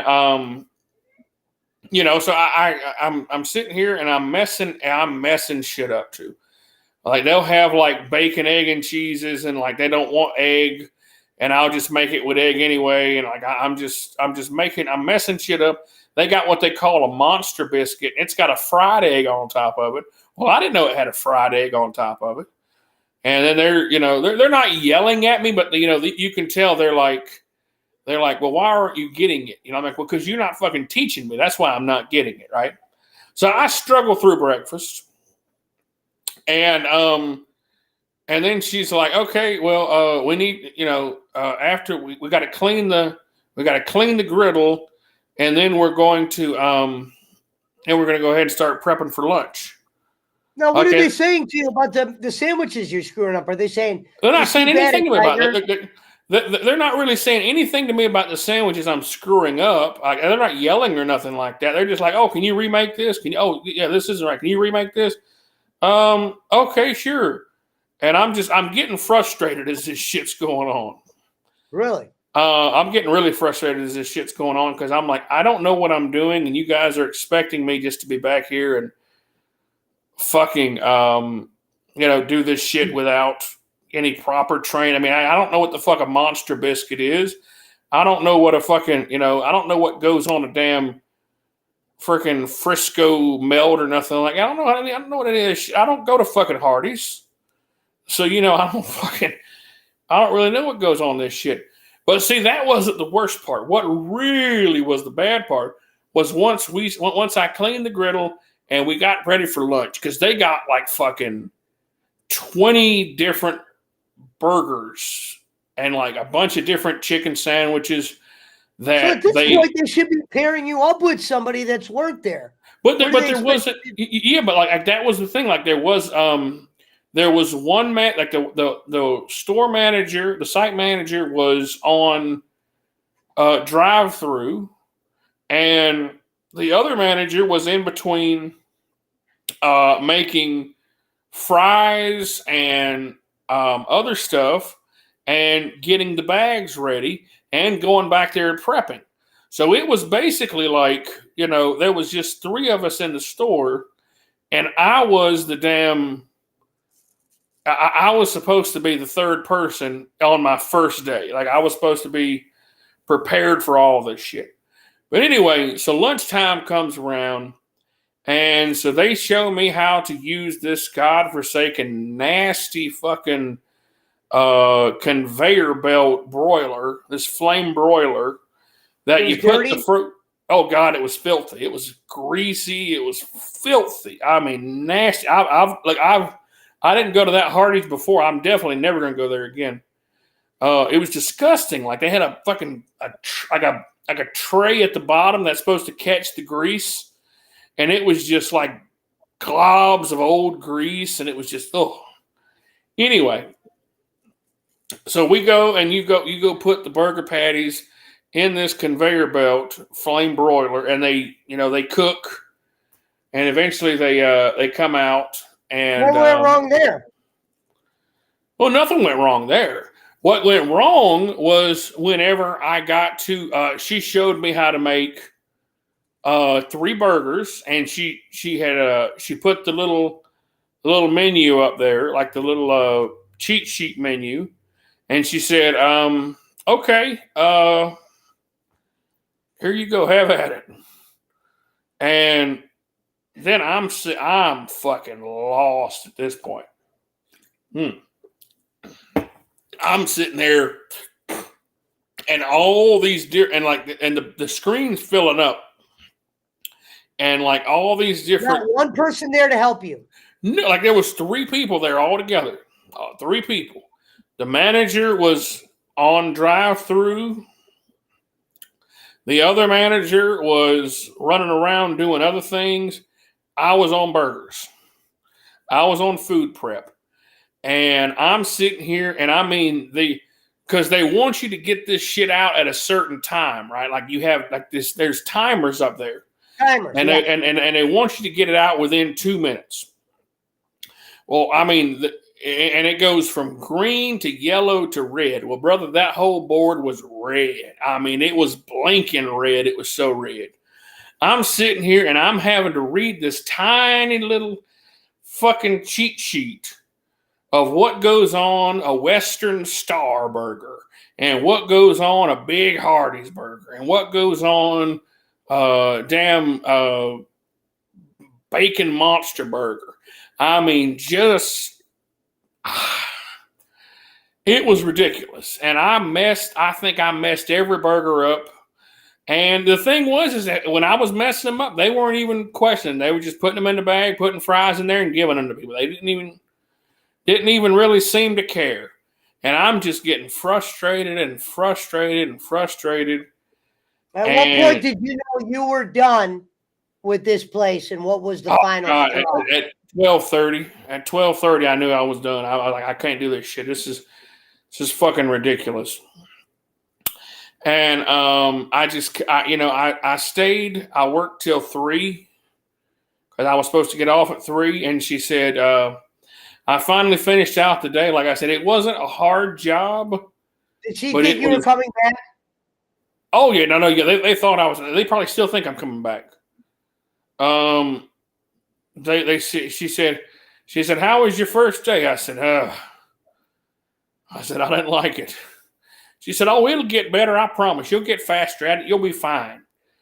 I was like, okay.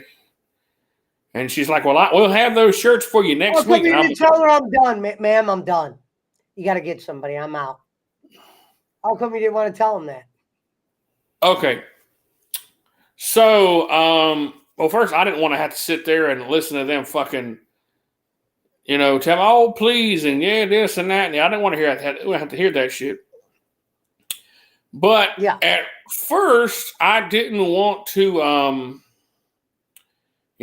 didn't want to burn that bridge right away, thinking that, well, maybe it was just a bad day. And then on the car ride home, I realized, fuck, I'm not going back there. Hell no. So what did I end up? Did you ever receive payment for that one day? Yeah, I got paid for that one day. I sure did. Did you go up there to pick the check up, or did you make? No, it was direct deposit. Oh, okay. It was direct deposit. No, I've never been back. I have not been back since.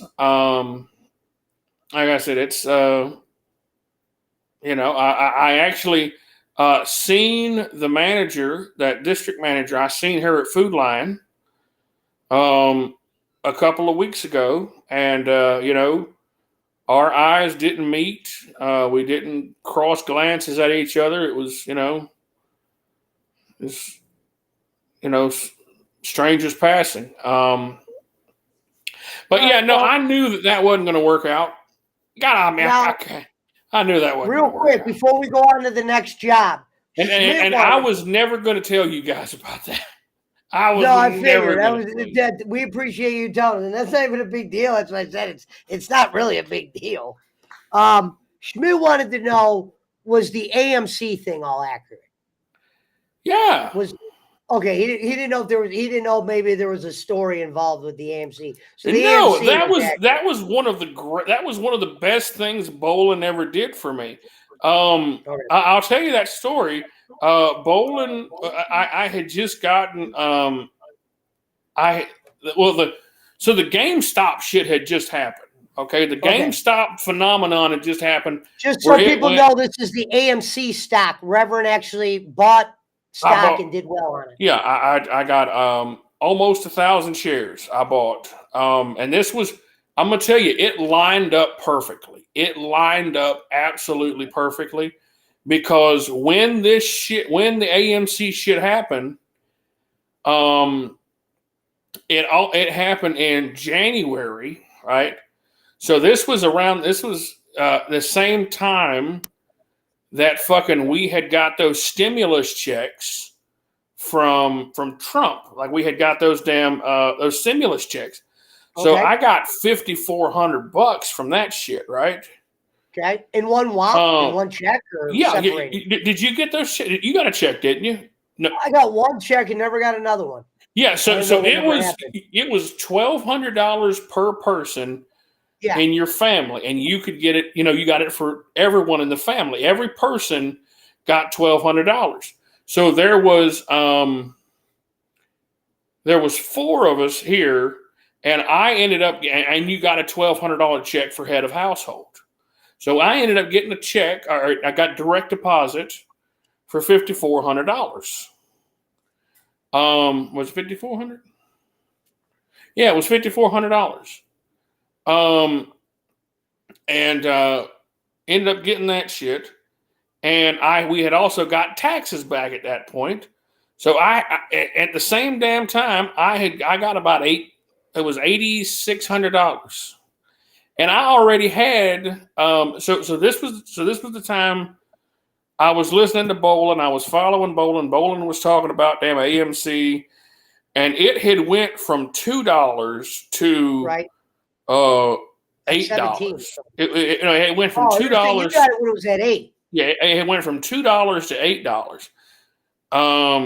Like it had jumped up, and people were just astonished at this shit, right? So I had originally bought 100 shares. And I bought 100 shares, okay. And then I ended up I had all this money come in through taxes and through the stimulus, and I said, you know what? Fuck it. I'm going to put all this fucking money. I mean, it's just, it's found money anyway. No, Brad was successful too. Yeah. 14. Now it was $5,400, boss man. So I don't know what that fucking equals up to, but I remember getting a damn stimulus from the government for $5,400. So whatever, it may not have been $1,200 for head of household. It may have been something different, but I know I got a damn check for $5,400.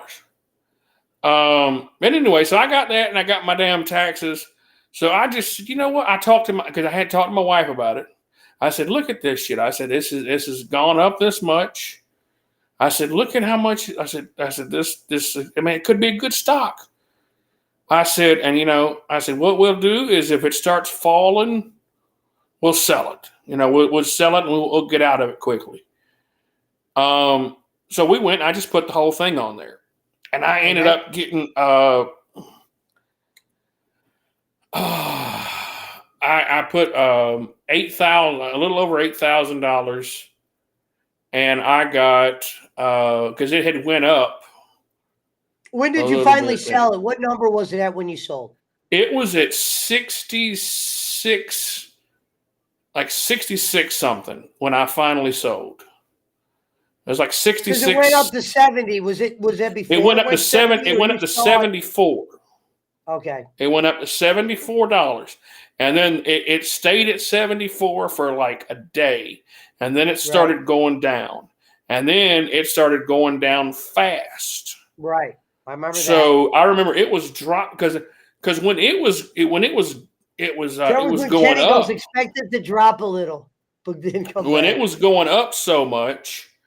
Because I remember it was weird because they had stopped trading on it like several times because it was just soaring up and soaring up and soaring up.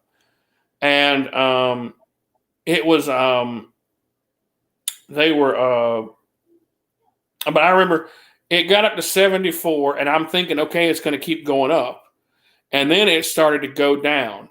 And at this point, I'm looking at, we're going to have a nice chunk of change. Yeah. So you're looking at the change at this point. Because I'll tell you what I ended up doing. Okay. And I shouldn't have done it, but what I ended up doing was when it got up to like 50 something dollars, I ended up taking out my initial investment. So I ended up taking out 8,000 on it, because I'm like, I'm not going to lose it. Because at that point, it really was just playing money. So I sold a little bit and I took out my initial investment. That's why I call bullshit when somebody says that they can't sell, because you can sell at any time and you can sell as much as you want at any time. That's what I've always thought that. Yeah. But I sold a little bit to take out my initial investment.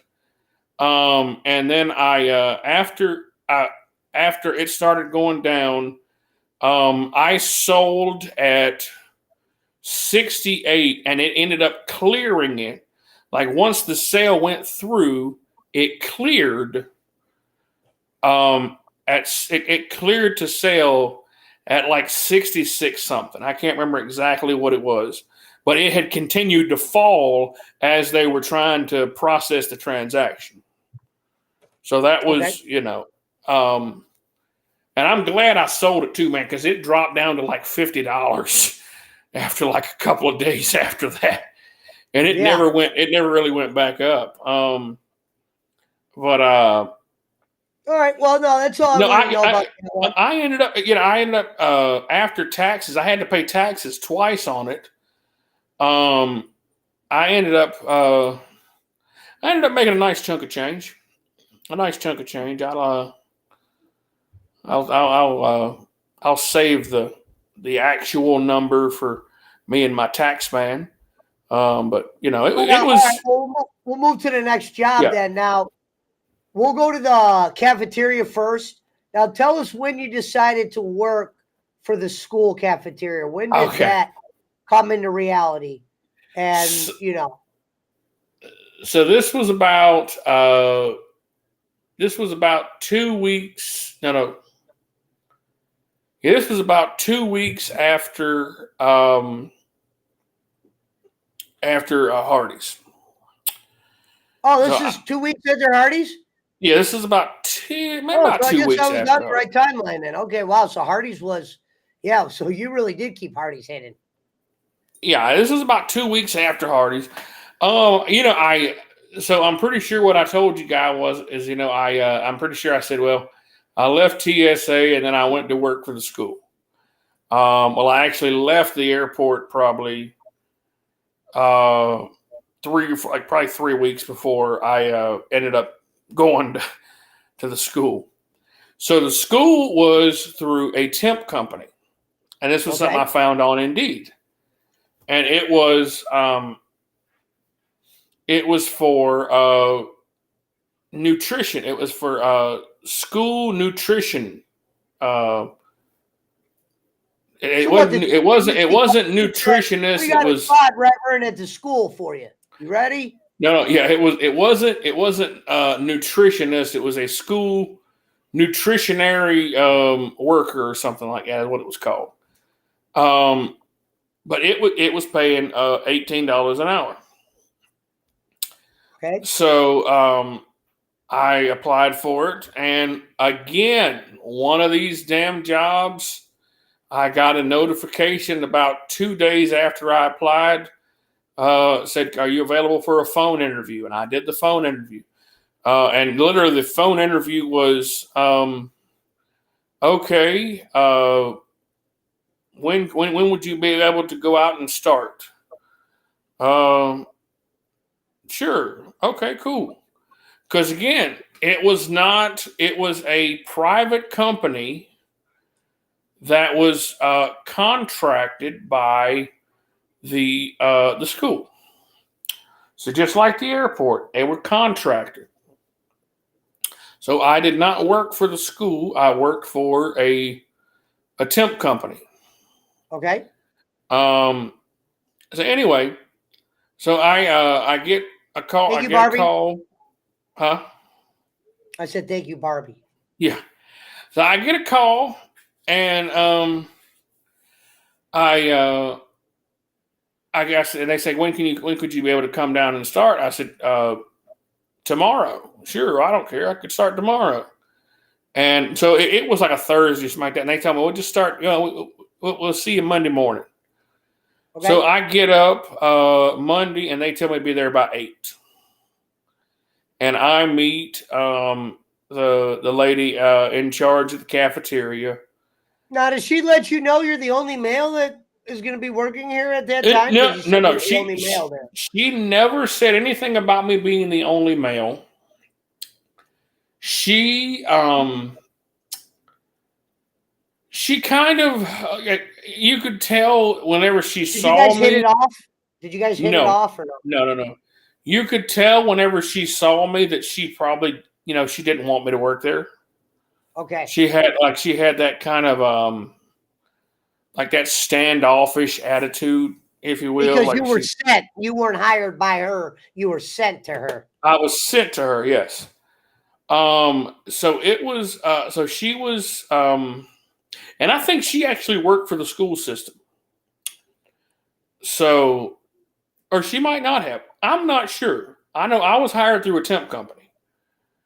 But she had, like I said, her name was Carla, and she was a big, heavy set African American lady, if you will.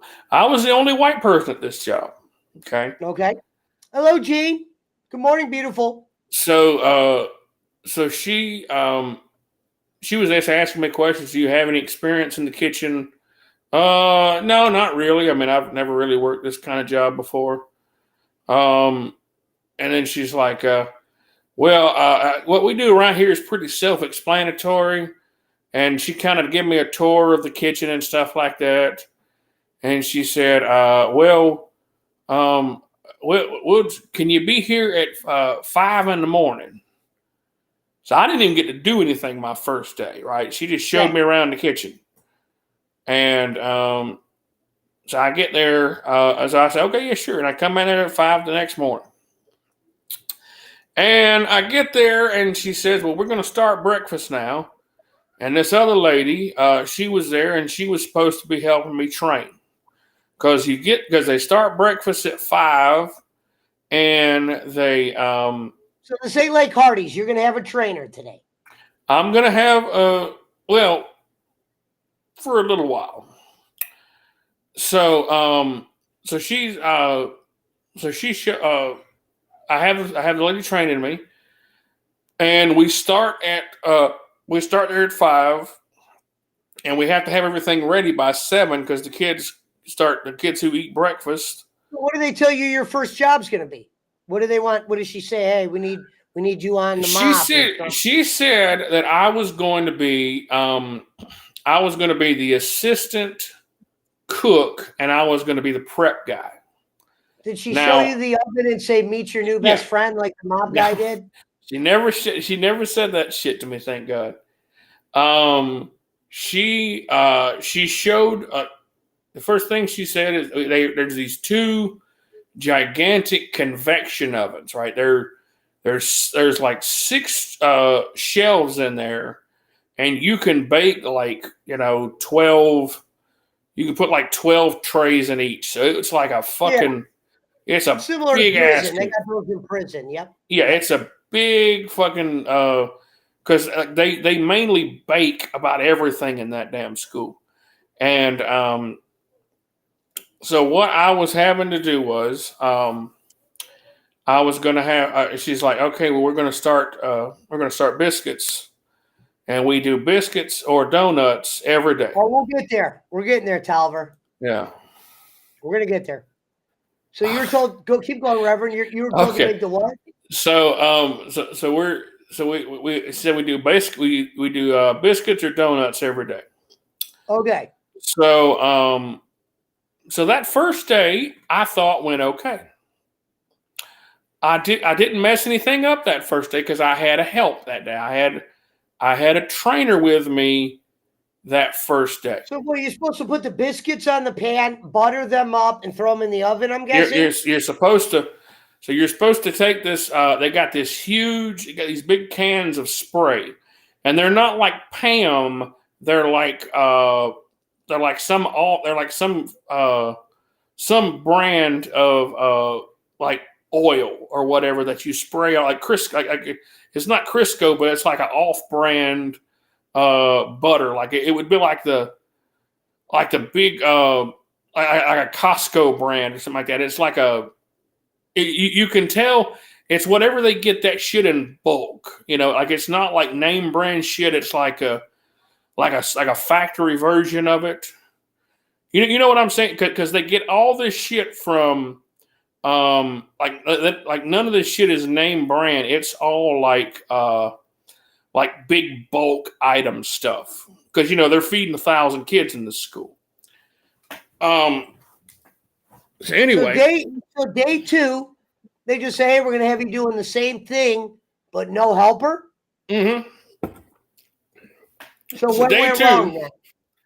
So day 2, so Carla she's back there and she's doing okay, yeah, Sitco, yeah, that was because they had a lot of that shit. Sitco and USA Food or US Foods was the company who was supplying all their shit. But so she's back there. So Carla's back there ordering the truck.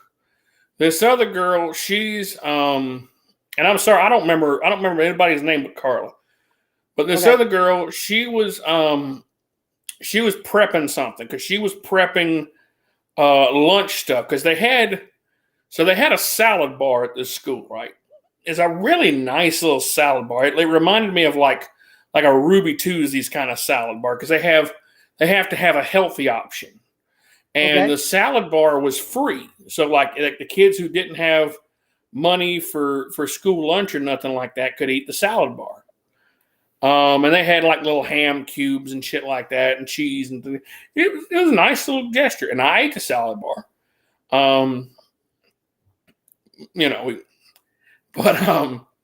Yeah. But so my first day on my own, I got there late. That was my first mistake. I shouldn't have. So I got there late. I got there probably about 5:30, 5:45. Yeah. And nobody had done anything that I was supposed to do. Right. So it was literally going to be, hey, you sink or swim. This is your day.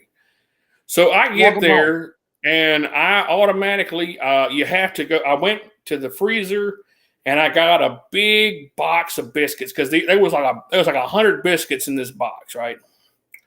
So I went and got a big box of biscuits and I start filling all the trays up. And I admit I forgot to spray a couple of the trays because I was in a hurry. I was just, I was not thinking properly. I was, late and all that. So I'm loading all these trays up, and I've put 120 biscuits in this oven, right? Like I had 12 trays in this oven. So one full box and like a couple from another box. So I cook them, and on these ovens you have to set timers. So because each thing, the biscuits cook for 17. How many biscuits you're cooking at once? Walk people through that. So your first round of biscuits. So there's 120 biscuits I'm cooking right now. Okay. Okay, 120. Because you can put 2 trays in each, because each tray had like 10 biscuits. So each one of these trays, and you can put 2 trays without no help was 120 biscuits. Okay, yeah, because you can put 2 trays on each rack of this big convection oven, and there's 6 racks. So you can put, 10 here, 10, and so I ended up being like 120 biscuits because I filled up the whole thing because I had to hurry up and get biscuits because the kids are going to start coming in. Yeah. So I put. What are they saying at this time? They're like, "Come on, hurry up!" No, what are they? Nobody's saying anything to me. Like literally, they're like, I literally walk in and they're doing their thing, and she's like, "Oh, you're late. You got to hurry up and get your shit done." Like it was literally sink or swim, and they were wanting me to sink. So I put I got 120 biscuits in this one oven. I start putting these damn hash rounds, and I got more biscuits. And I fill up these other trays, and I put them in the other oven. I forgot to set the timer on the first oven. So I forgot to set the timer on the first oven. At that same time, I got to go. I got to make I got to go start making sausage. I got to go start prepping. Oh, so you had more than just biscuits. Oh my God. No, I literally had to get all the food ready that wasn't fresh food. Because they had one woman over there the woman who does the salad bar hadn't come in yet. Carla was doing her ordering and doing something else. And the other girl who had trained me the day before was getting the fresh stuff prepared. So she was getting because you get for breakfast, they give them a biscuit, like bacon, eggs, and you get a fruit cup. And you get and they got all the choices of drinks and whatnot. And she was doing fresh stuff, which is the fruit cups. And she was getting the drinks and stuff like that ready for, for the kids to get them. So she was doing her own thing. Carla was over doing her own thing. And my second day, I'm in charge. I'm having to freaking get all this, the actual food prep done, cooking done.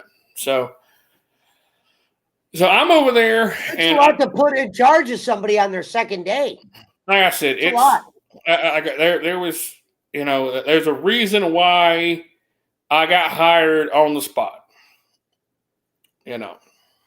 So take us through it. Okay, the biscuits are cooking, no timer. So no timer, biscuits are cooking, hash rounds and other biscuits are cooking. There was a timer on that one.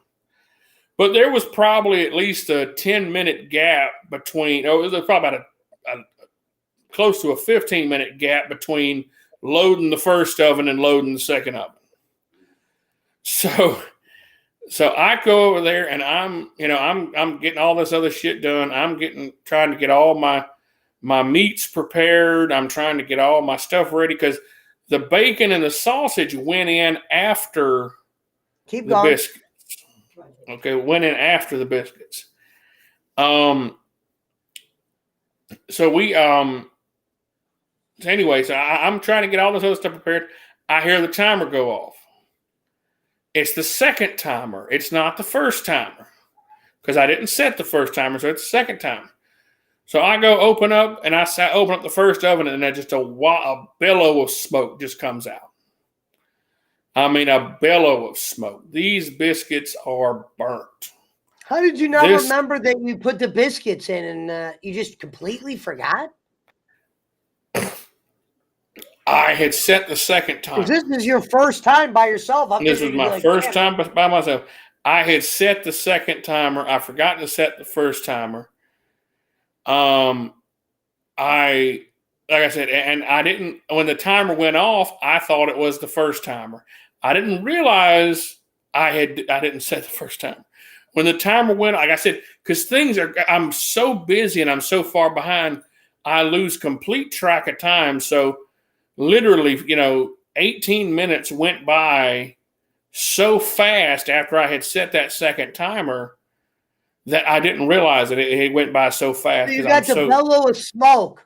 I got a big bellow of smoke. And all you can smell is this burnt, and it's just coming through. All you smell is burnt. Like burnt black biscuits. That's all you smell. Burnt hash browns, everything burnt. Who comes up to you first? Well, so the one girl who was helping me the day before, she said, "Oh, what did you do?" When she comes over. And Carla, she smelt it. She says, "What in the world?" And then the first thing she says, "You couldn't remember to set a timer?" I said, "I was far behind. I got far behind. I'm sorry." And she's like, "How much what all did you cook?" I said, "I cooked the whole box and a half." "You cooked a whole goddamn," and she cussed at me.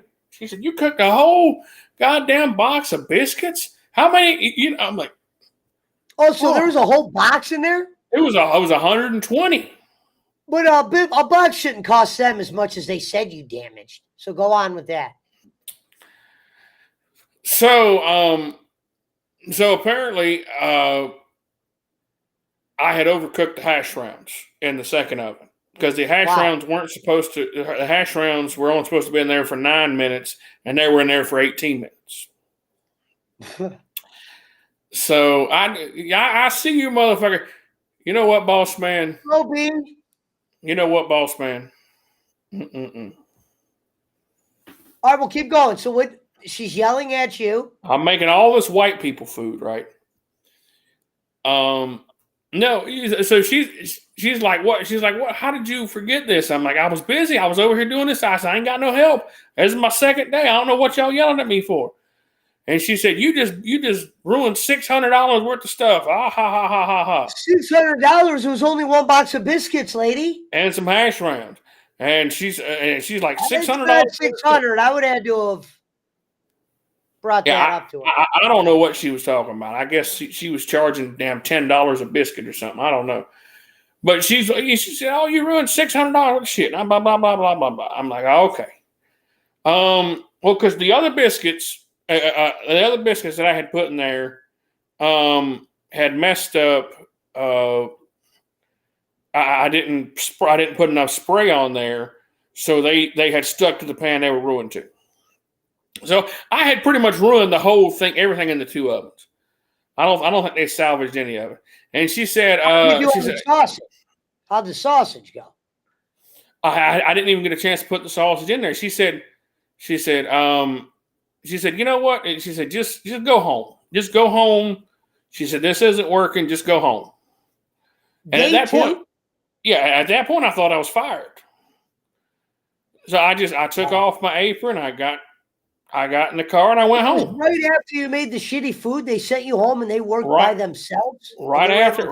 Yeah. I don't know what they ended up doing. I don't really care. I'm sure that breakfast was late. I'm sure they probably had cold cereal that damn day. They probably said, "Hey, that fat fucker who was in here earlier, he ruined y'all's breakfast." I thought you said you returned back. You act like they cut your hours. You didn't even have hours yet to be cut. No. So let me get to that. Okay. Let me get to that. So, let my dog in. Keep going. Get to that. Shut up, Brad. So anyway, so I call the temp agency. I didn't. This was on a Tuesday. I didn't go back in Wednesday, and I called the temp agency on Thursday, and I said, I don't know. Do they still need me at the school? And she said, well, let me call and find out. So they called and find out. I don't know what you're talking about. 15 million. No, I ain't picking fruit. So you never came back for a third day? No, I didn't come back. No. So I didn't come back Wednesday.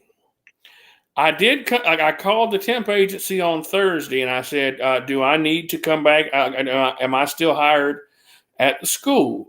They sent me home on Tuesday. Do I need to come back? What's going on?" And she said, "I'll call you right back." This is the lady at the temp agency. She called back. She said, "Yeah, come in tomorrow." I said, "Oh, okay." Wow. So I came back. Carla wanted you back for a day. So I came back in the next day, and they did not have me work breakfast anymore. After that, I was. So you working. Never even got a chance to redeem yourself on the biscuits. I never got a chance to make biscuits again. Fuck that.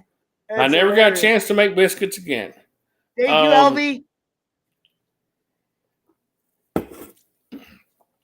But I.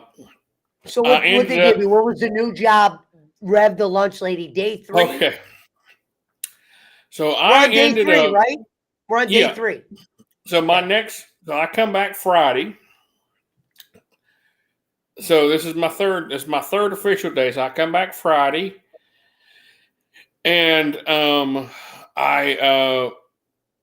get there, and she said, first she's like, okay, well, she's got me prepping for lunch. I get there at 8:00, and I'm only working from 8 in the morning till 11 in the morning. So I'm only on the schedule for 3 hours that day. What, that third day? On that third day, I'm only on the schedule for 3 hours that day. Interesting. So I get there and I'm cutting and prepping lettuce and tomato, and I'm prepping like some salad bar stuff, pretty much. Okay.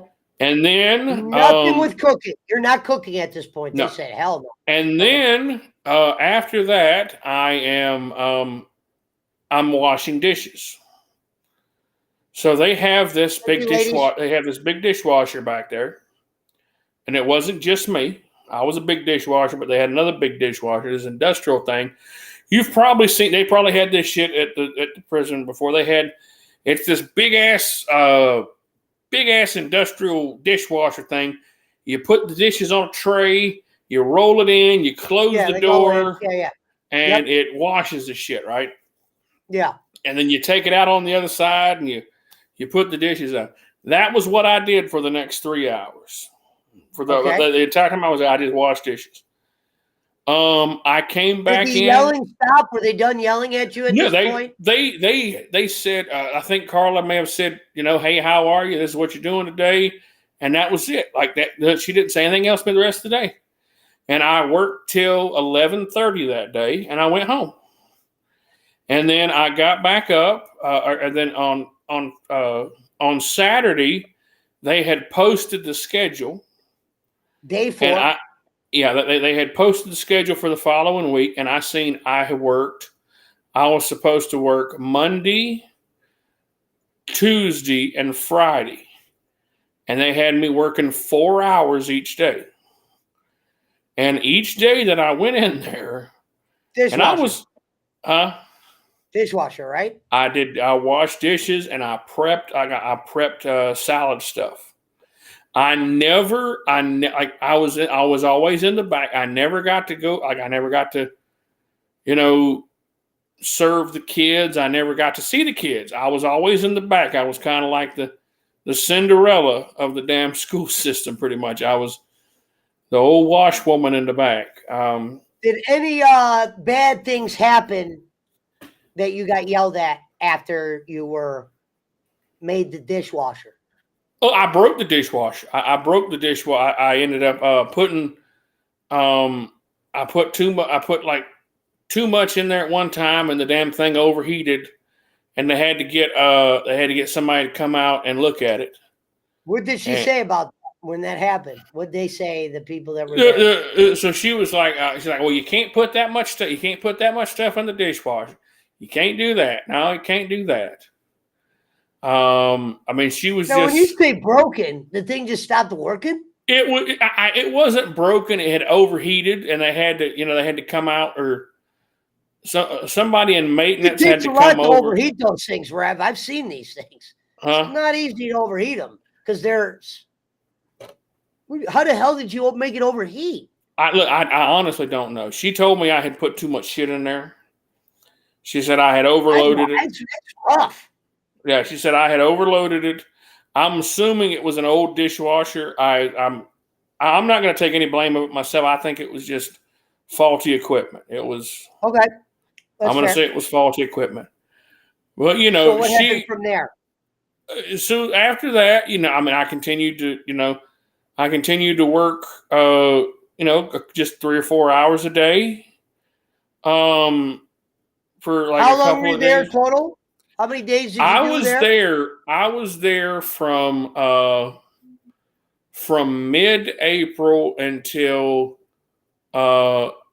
close to the end of May, until almost the end of the school year. And I was told that I might get a chance to come back, but I knew I wasn't going to get a chance to come back. So you're going to tell me, though, after that initial burning biscuit day, you never had crosswords with any of those ladies again? You were never working. So it was like she never yelled at me again after that. Like she barely talked to me at that point. It was kind of, I could tell you it was one of those situations where it was like, Well, we need somebody here to wash dishes and prep. So let's just have him do that shit, and he can, we'll just. Why would the school use a temp agency and not get somebody on their own accord? I have no idea. I don't understand. I don't know, because they were doing that shit for the custodial system too. They had like nighttime crews and stuff like that come in. What job was better out of the two? Which one did you like better, the custodial or the for the airport? I like the custodial a lot better for the airport than I did the school, because I didn't really Which feel. one I paid felt more, or did they pay the same? They both paid about the same. They were both $18 an hour. All right. So the school year ended, and it was time for you to find the next opportunity. School year ended. I was quietly let go. The temp agency called and said, What does quietly let go mean? So the temp agency they called me. They just called you and said, "Hey, do you want to be a reindeer on Santa's?" The temp agency called me and said that the school no longer needs you. She said there is a possibility you could come back next year when the school year starts. I mean, they were getting ready to camp, like school was getting ready to be out anyway in a couple of weeks. Yeah. So I kind of figured, it was going to wrap up. I knew they wasn't going to keep me year long anyway. So, yeah, and that's I'm not exactly sure why. I imagine that if it was an actual job working for the school, because that's a county job, that it would probably be it'd probably be a lot harder to get hired on. Like, you wouldn't get hired on immediately. Like I said, I got hired on immediately. Right. They just, hey, we need you to come out. But now, when did Kroger come into play? So Kroger came into play. I originally applied for. It's called Harris Teeter here, so they're a Kroger subsidiary. When you initially applied, was it to be a grocery person, a manager, or etc.? It was supposedly a customer service manager. That was what I originally applied for. And that's what you thought in your head, customer service manager. That's what customer service manager. Okay. Okay. So what it was Indeed, they had all these positions available at the Harris Teeter, and I applied, and like I said, immediately I got a call the next day. I got a call the next day.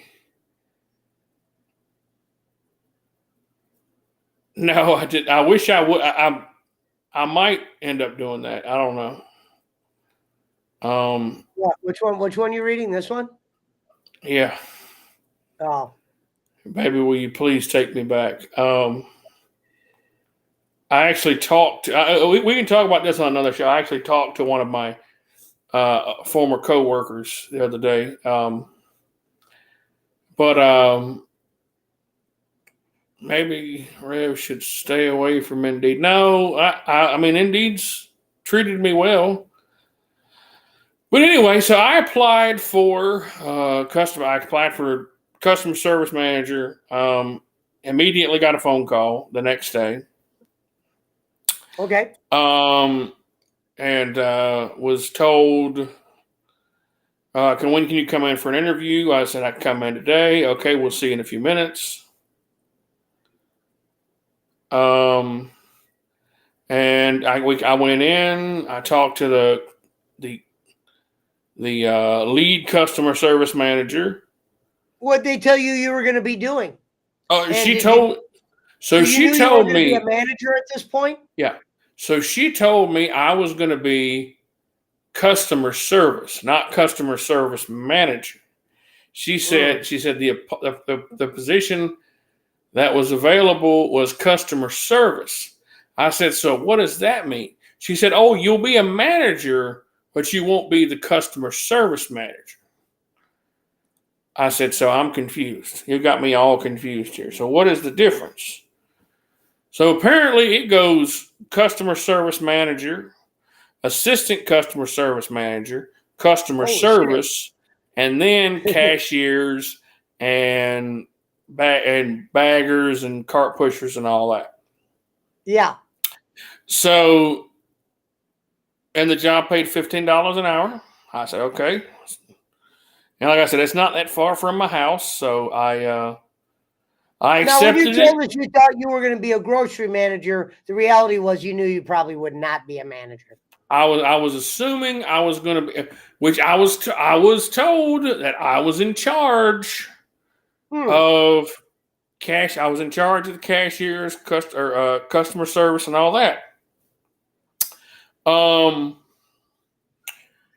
Apparently, I was only in charge when no one else was there, and there was always someone else there. But anyway, so I did that job for a little while. Then that entailed, so basically what that entailed was I told cashiers when they, like I scheduled breaks, when they go to lunch, when they go to break. I handled the customer service desk. I sold cigarettes and shit like that. I had to go do overrides. So like if the cashiers messed up on ringing something up, or if they rang up, 50 of something and it was only supposed to be one, I had to go clear that out. I mean, it was it was one of those jobs. What was the first incident that happened at this job? Were you getting along with everybody? How was your progress going week one? Week one, I was still learning, and I think my progress was doing so. It was okay. I mean, it was one of those. People you were working with, did they enjoy your company, or were you becoming a nuisance? Yeah, I mean, I think I was one of the only dudes up front. Like most of them was ladies. Yeah. It was me and the cart pusher were the only two guys. So it was, it was kind of a.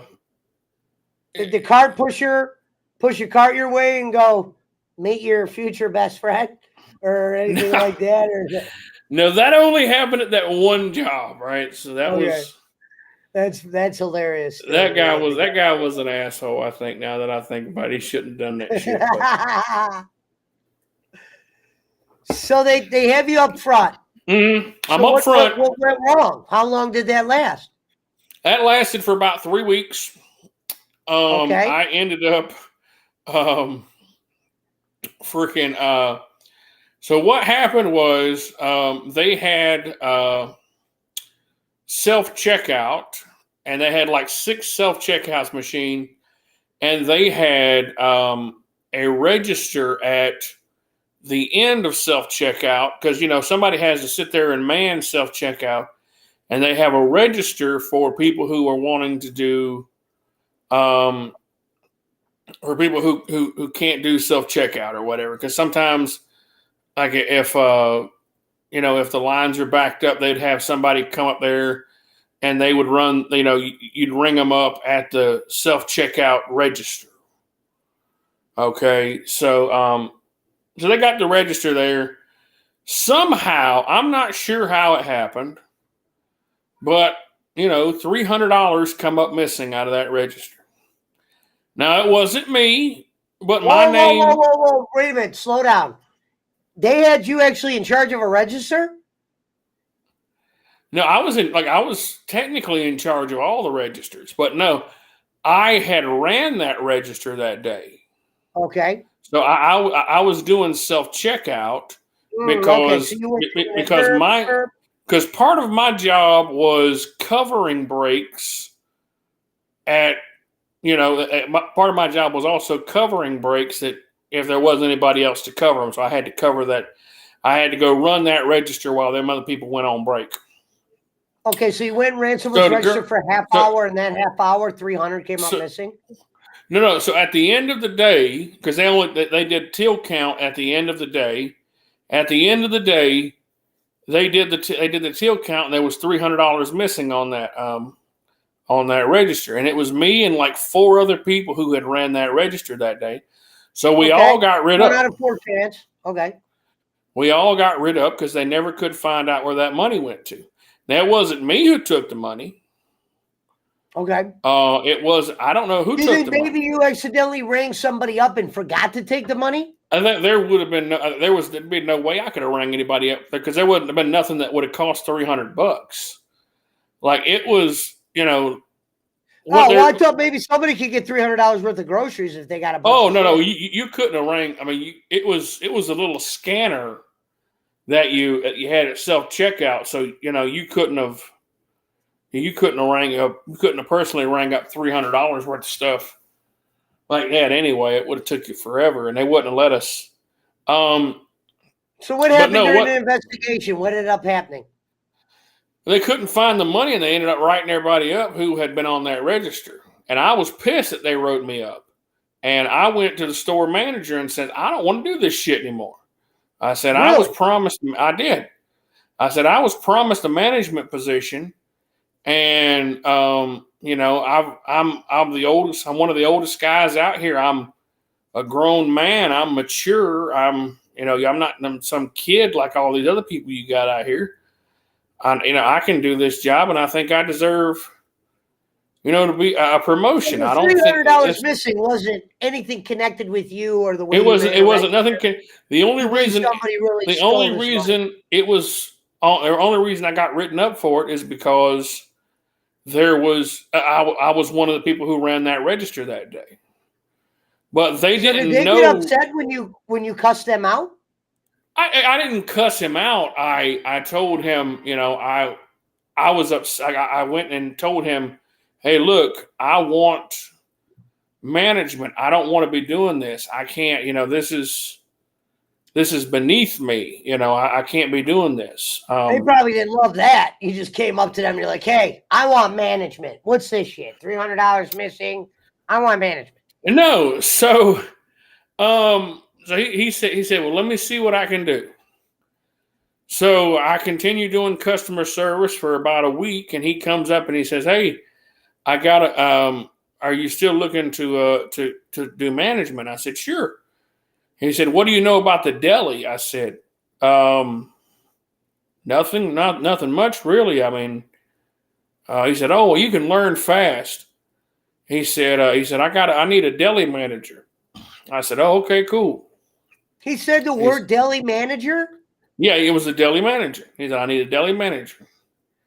And I said, okay, well, now I didn't cuss him out. I didn't use any cuss words. I said, shit in conversation with you guys. I was respectful. I mean, I was, but I was abrasive. I was up front. I said, look, this is what I want. I deserve better. I need better. And, I can provide better for you guys. But anyway, so he's like, okay, well, so immediately, the next day, this was, like I said, this was probably 3.5 weeks into when I first started. The next day, he has me doing videos, computer-based learning. To be a deli manager. To be a deli manager. So I had to go do like their management training program. And this Weren't you a little bit suspect about the job when you knew no one's really in the deli and they said you were going to be a manager of what, yourself? What does the deli manager manage? Oh, there was a couple people in the deli. Okay. There was a couple people already in the deli. All right. So this is where it gets. Okay. So I start doing training to be a deli manager. Right. I'm learning. I'm doing computer-based learning, watching all these videos, watching how to use protective equipment. Make sure you don't chop your fingers off. Make sure you don't cut your hand. Make sure you don't burn yourself in the fryer. Yeah, I mean, just all these videos you got to watch to do, for deli. And then I start doing night classes because they make you do like training, like they're training for for their managers because they want you to be all about customer service, make sure the customer comes first, all this shit, right? So they're trying to teach you how to be the manager they want you to be, which is really bullshit. It's really a fucking, it's a really stupid class. It's boring. It makes, it wasn't Did you learn any anything fun. at this class? No, I didn't. I learned that they don't know what the fuck they want. I learned that they expect. I learned that they expect their managers to be able to run the whole show by themselves. Okay.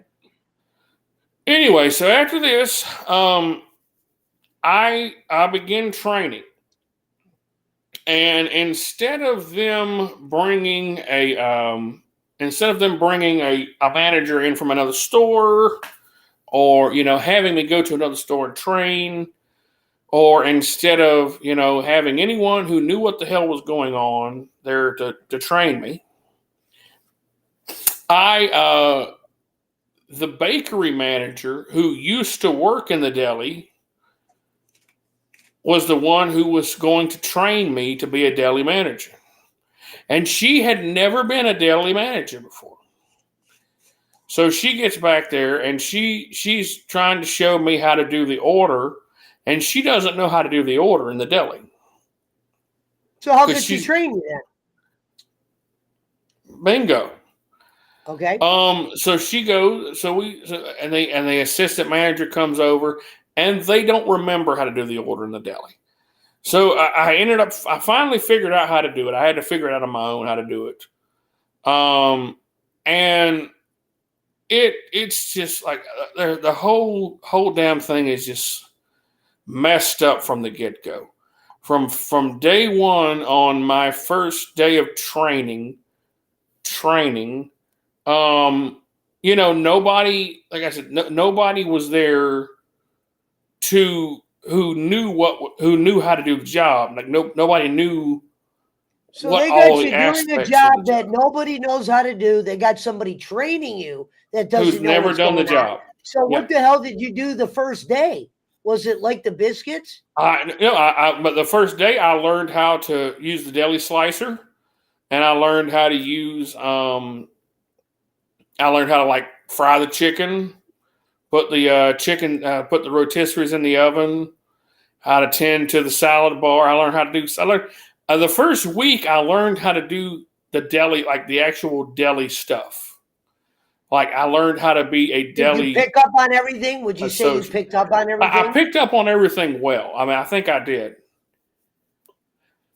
When it came to actually, what does that mean? Showtime. Well, time to work. No. I'm trying to figure out what Alvin just wrote. Imagine Rev in the Civil War. What does that mean, Alvin? I have no idea. Maybe he's talking about cooking, or I don't know. You'll have to ask him. He'll have to tell us.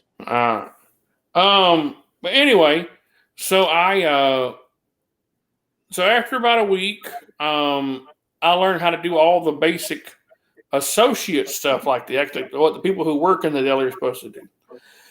But I have no idea how to do the manager stuff yet. I don't know how to do the order.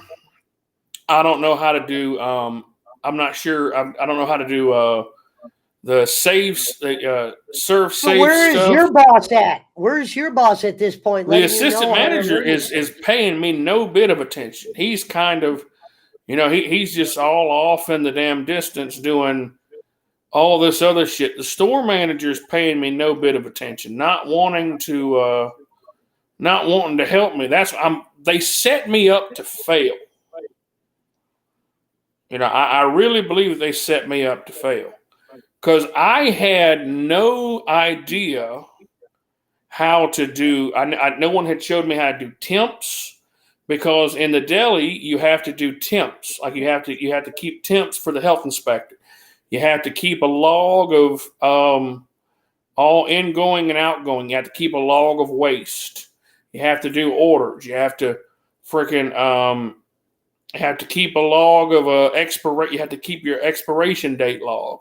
You have to have all the labels in.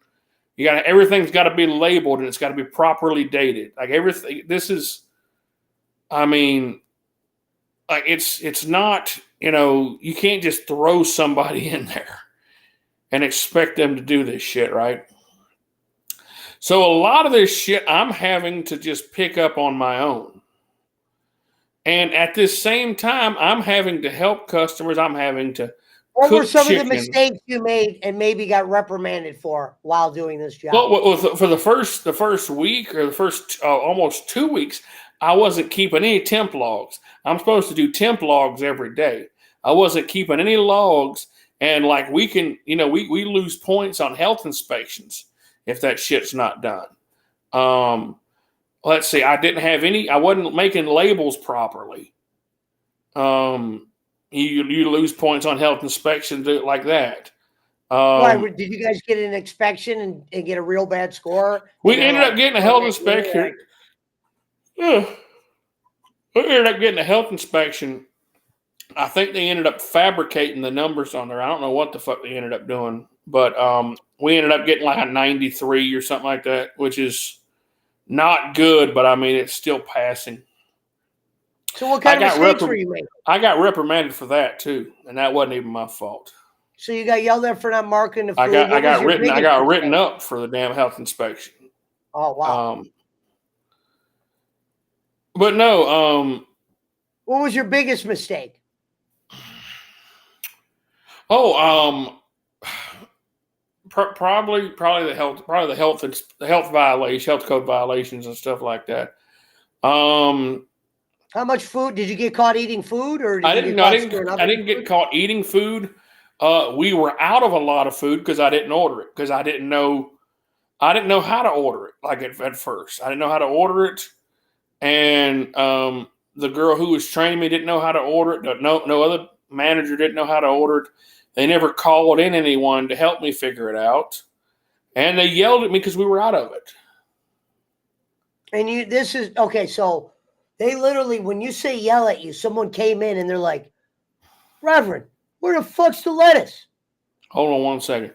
You know what, boss man? I can take responsibilities for my mistakes, but if I'm not properly trained, then who's really at fault for those mistakes? Not me. You don't freaking give a chimp a gun, and if it shoots somebody, you don't blame the chimp. You blame the person who gave him the gun. Hey, chimps don't kill people. Guns kill people. That's a bad analogy, but still. So they're yelling at you. They're getting tired of you at this point. They're getting tired of me. They're getting tired of me.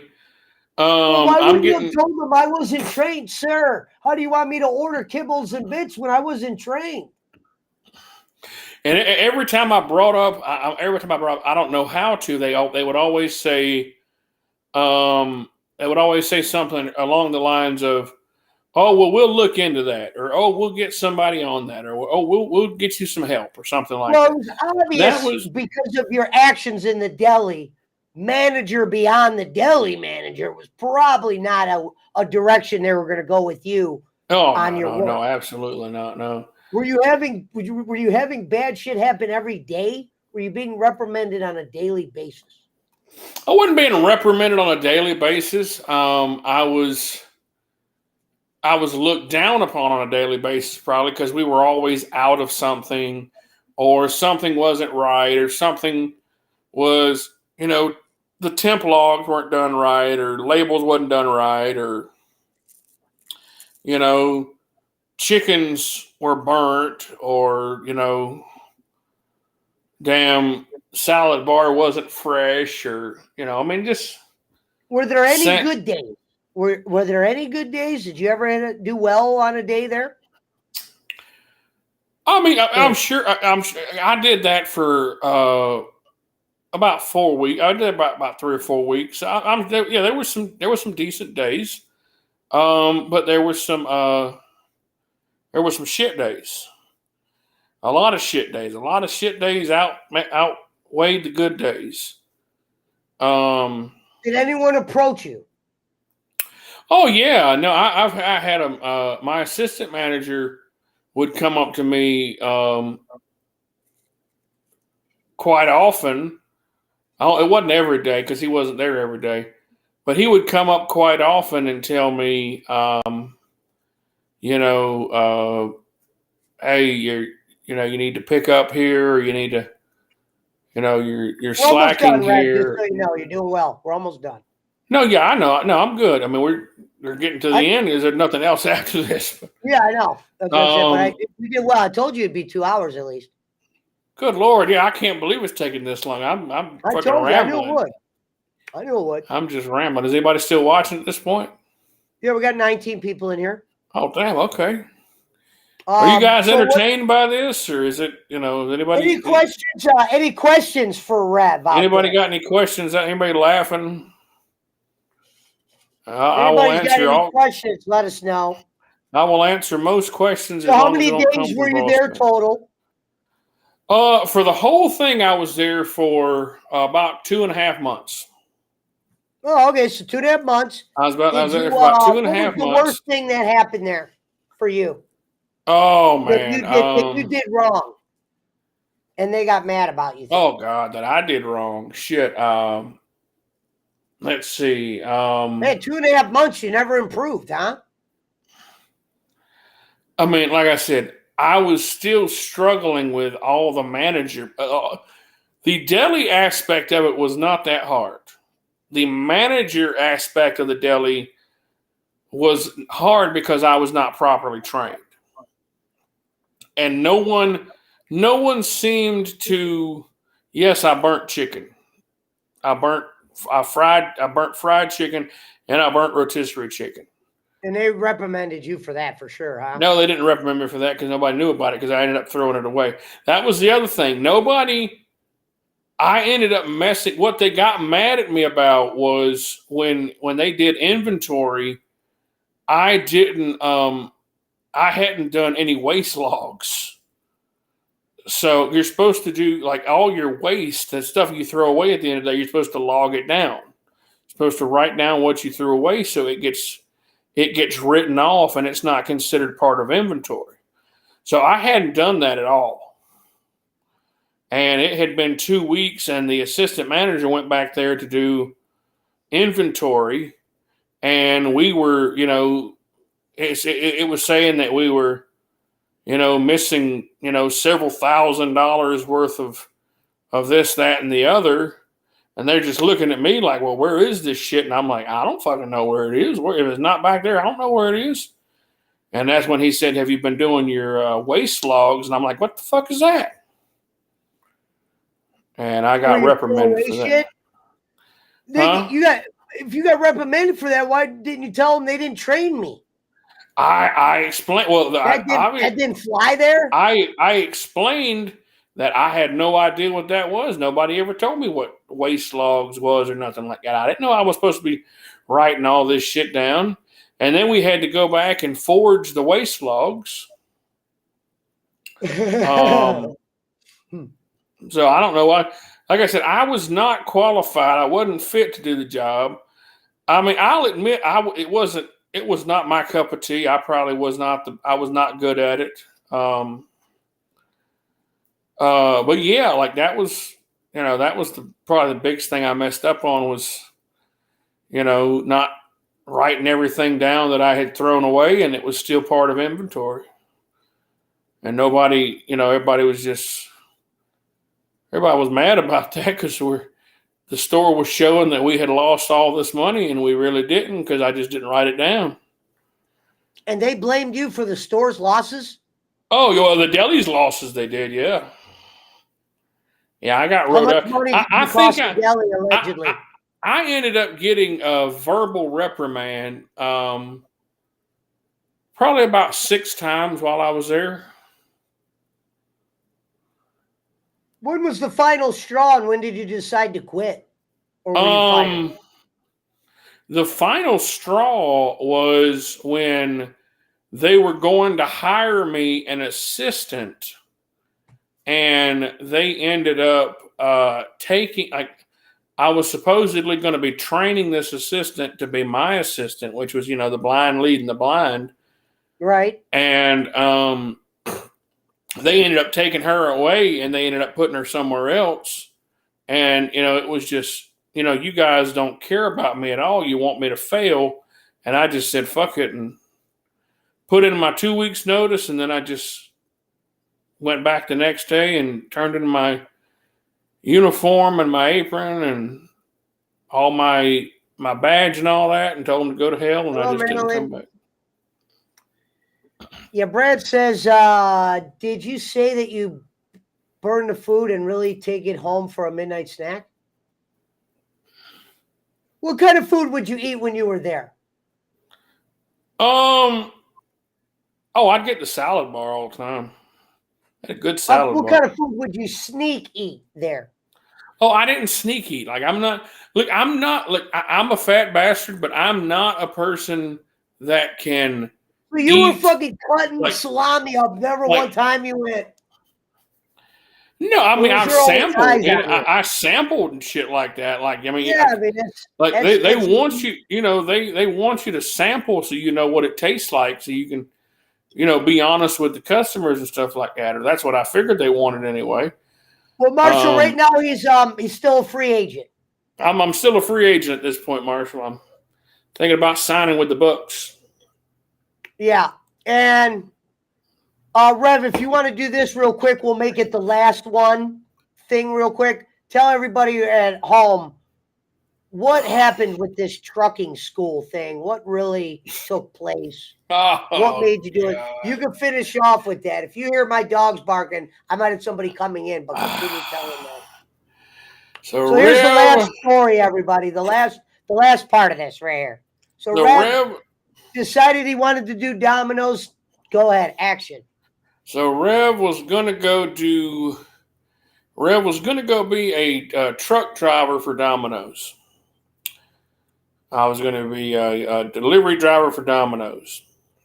Not a guy who delivers the pizzas, though. I was going to be a damn person who hauls the inventory, the damn supplies and shit like that. I had high hopes for that.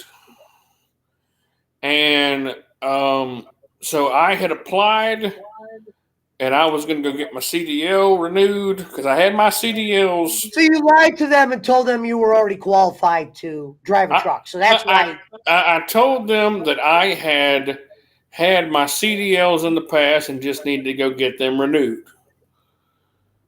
Which was a lie. Which was a lie, yes. No, I did have my CDLs in the past. When I was 21, I got my CDL. I never did anything with it, but I did go and get it. And it took me 4 tries at that time to get my license. So what ended up happening with that was, have you ever drove a truck in which the one you applied to drive for? Have you ever drove a truck of that magnitude? No. Okay. No. Fair. Thank you. No. Though when I went to go get my CDLs the first time, I was trying. Had a friend of mine at Waste Industries that was going to get me on driving a trash truck. A trash truck is completely different than a damn tractor trailer, or a dry dock, or a flatbed. Any of that shit. Trash truck, completely different animal. Okay, I drove a trash truck for a year. That's a long story. Long story short on that one, I ended up quitting there, and what did I do after that? I think I went and worked. I went and worked for a damn a moving company. Ended up I didn't care much for the trash truck company because I was coming home and I was stinking every day, and that smell just kept getting to me. I never got used to it. And I wasn't getting paid what I was promised I was going to get paid. But anyway. So with the CDL company, so I ended up, I was talking to my wife, and I said, I think I want to drive a truck. If this isn't going to work with Domino's, I do want to drive a truck. And so I started looking online for companies that would hire me, like that would, hire, that would pay me to go be a truck driver, to go get my license and all that. So I ended up finding. was the one you found, I'm guessing. So I ended up finding this one company. There's a bunch of companies, but I found this one company. It was going to be training, get your CDL, and you get a guaranteed $900 a week. On while training. So it was called Wilson Logistics. So they had me go down to Augusta, Georgia. I stayed at this really shitty. Knowing you're an inexperienced driver, everybody was inexperienced. They take you down there. They put you on a simulator for like 2 days, and they send you out on a 1 day run, get you used to being in the truck. Then they actually let you get in the truck and you do your pre-trip and post-trip inspections and stuff like that. Do your air brakes and stuff like that. Well, anyway, so I go and I get while I'm there, I go ahead and take my my CDL permit. So, which is a 80 question test, and I had to do. And you passed that? After my 4th try, I passed it. Okay. Yeah. Did you cheat, or did you pass it because you knew what you were taking? You copied off the guy next to you. So they kind of helped me a lot. I was going to say, about a 4th time. I mean, there's something going. You either cheated by the 4th time, they helped. They pretty much, corrected my answers to where I passed.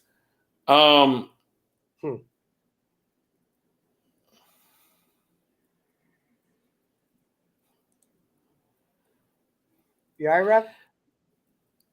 Call him, boss man. No, I don't think they forgot about me. Well, that never, it never worked out because they made the test so you would pass. They're like, this guy failed again. Yeah, and so after that, so they send you back to your,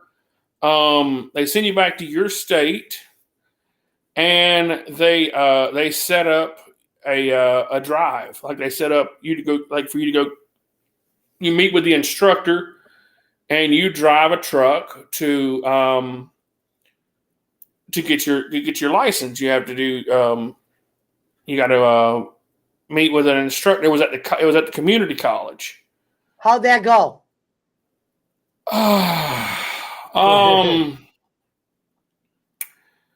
I failed it the first time. I couldn't back in. When you say straight. fail it, I mean failed miserably. Explain fail. Okay. You hit a cone. You hit a dog. I didn't hit a cone. No, so they have you. So what they do, the first thing you do is you get in. You got to go through and you got to do your pre-trip inspection. And you basically go around and you look at all. You look all around the trailer. You look all around your truck. You look and make sure that all the lug nuts are secure. There's no cracks in the rim. Make sure all your hookups are proper. Make sure there's no space in between where your drum and your trailer connects. Make sure all the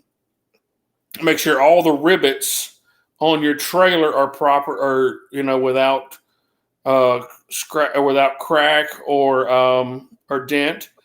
You got to make sure all the tie rods and everything like that are without crack or dent. So what went wrong? What went wrong? Well, a couple of things went wrong. For one thing, I wasn't really paying close enough attention to the trailer, and they had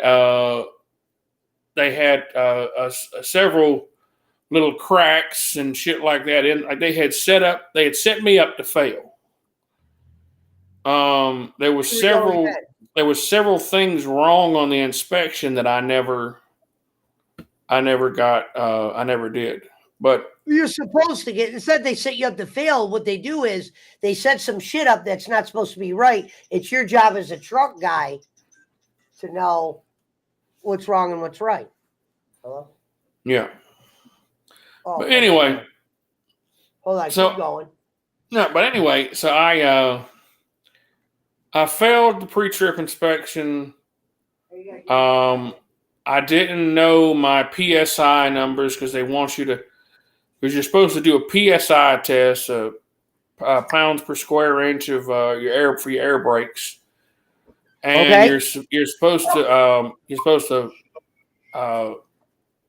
fill them all the way up to, it was like 120, and then you release them, and then you're supposed to like hold the brake down for 10 seconds or for 5 seconds, and you're not supposed to lose more than like 5 psi, and you're not supposed to.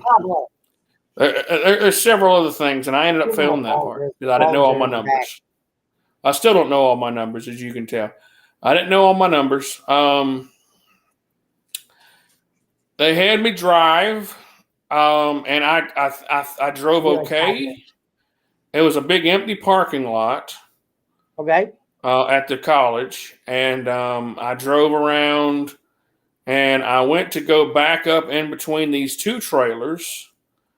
And what you're supposed to do is you're supposed to get out and look and make sure you have it. So you're supposed to get out. You're supposed to get out, walk around the trailer, and look and make sure that you can back up properly. So I got out, walked around, make sure I thought I had it or whatever. When I was backing up, I wasn't used to the tail swing, and I came this close from hitting another trailer.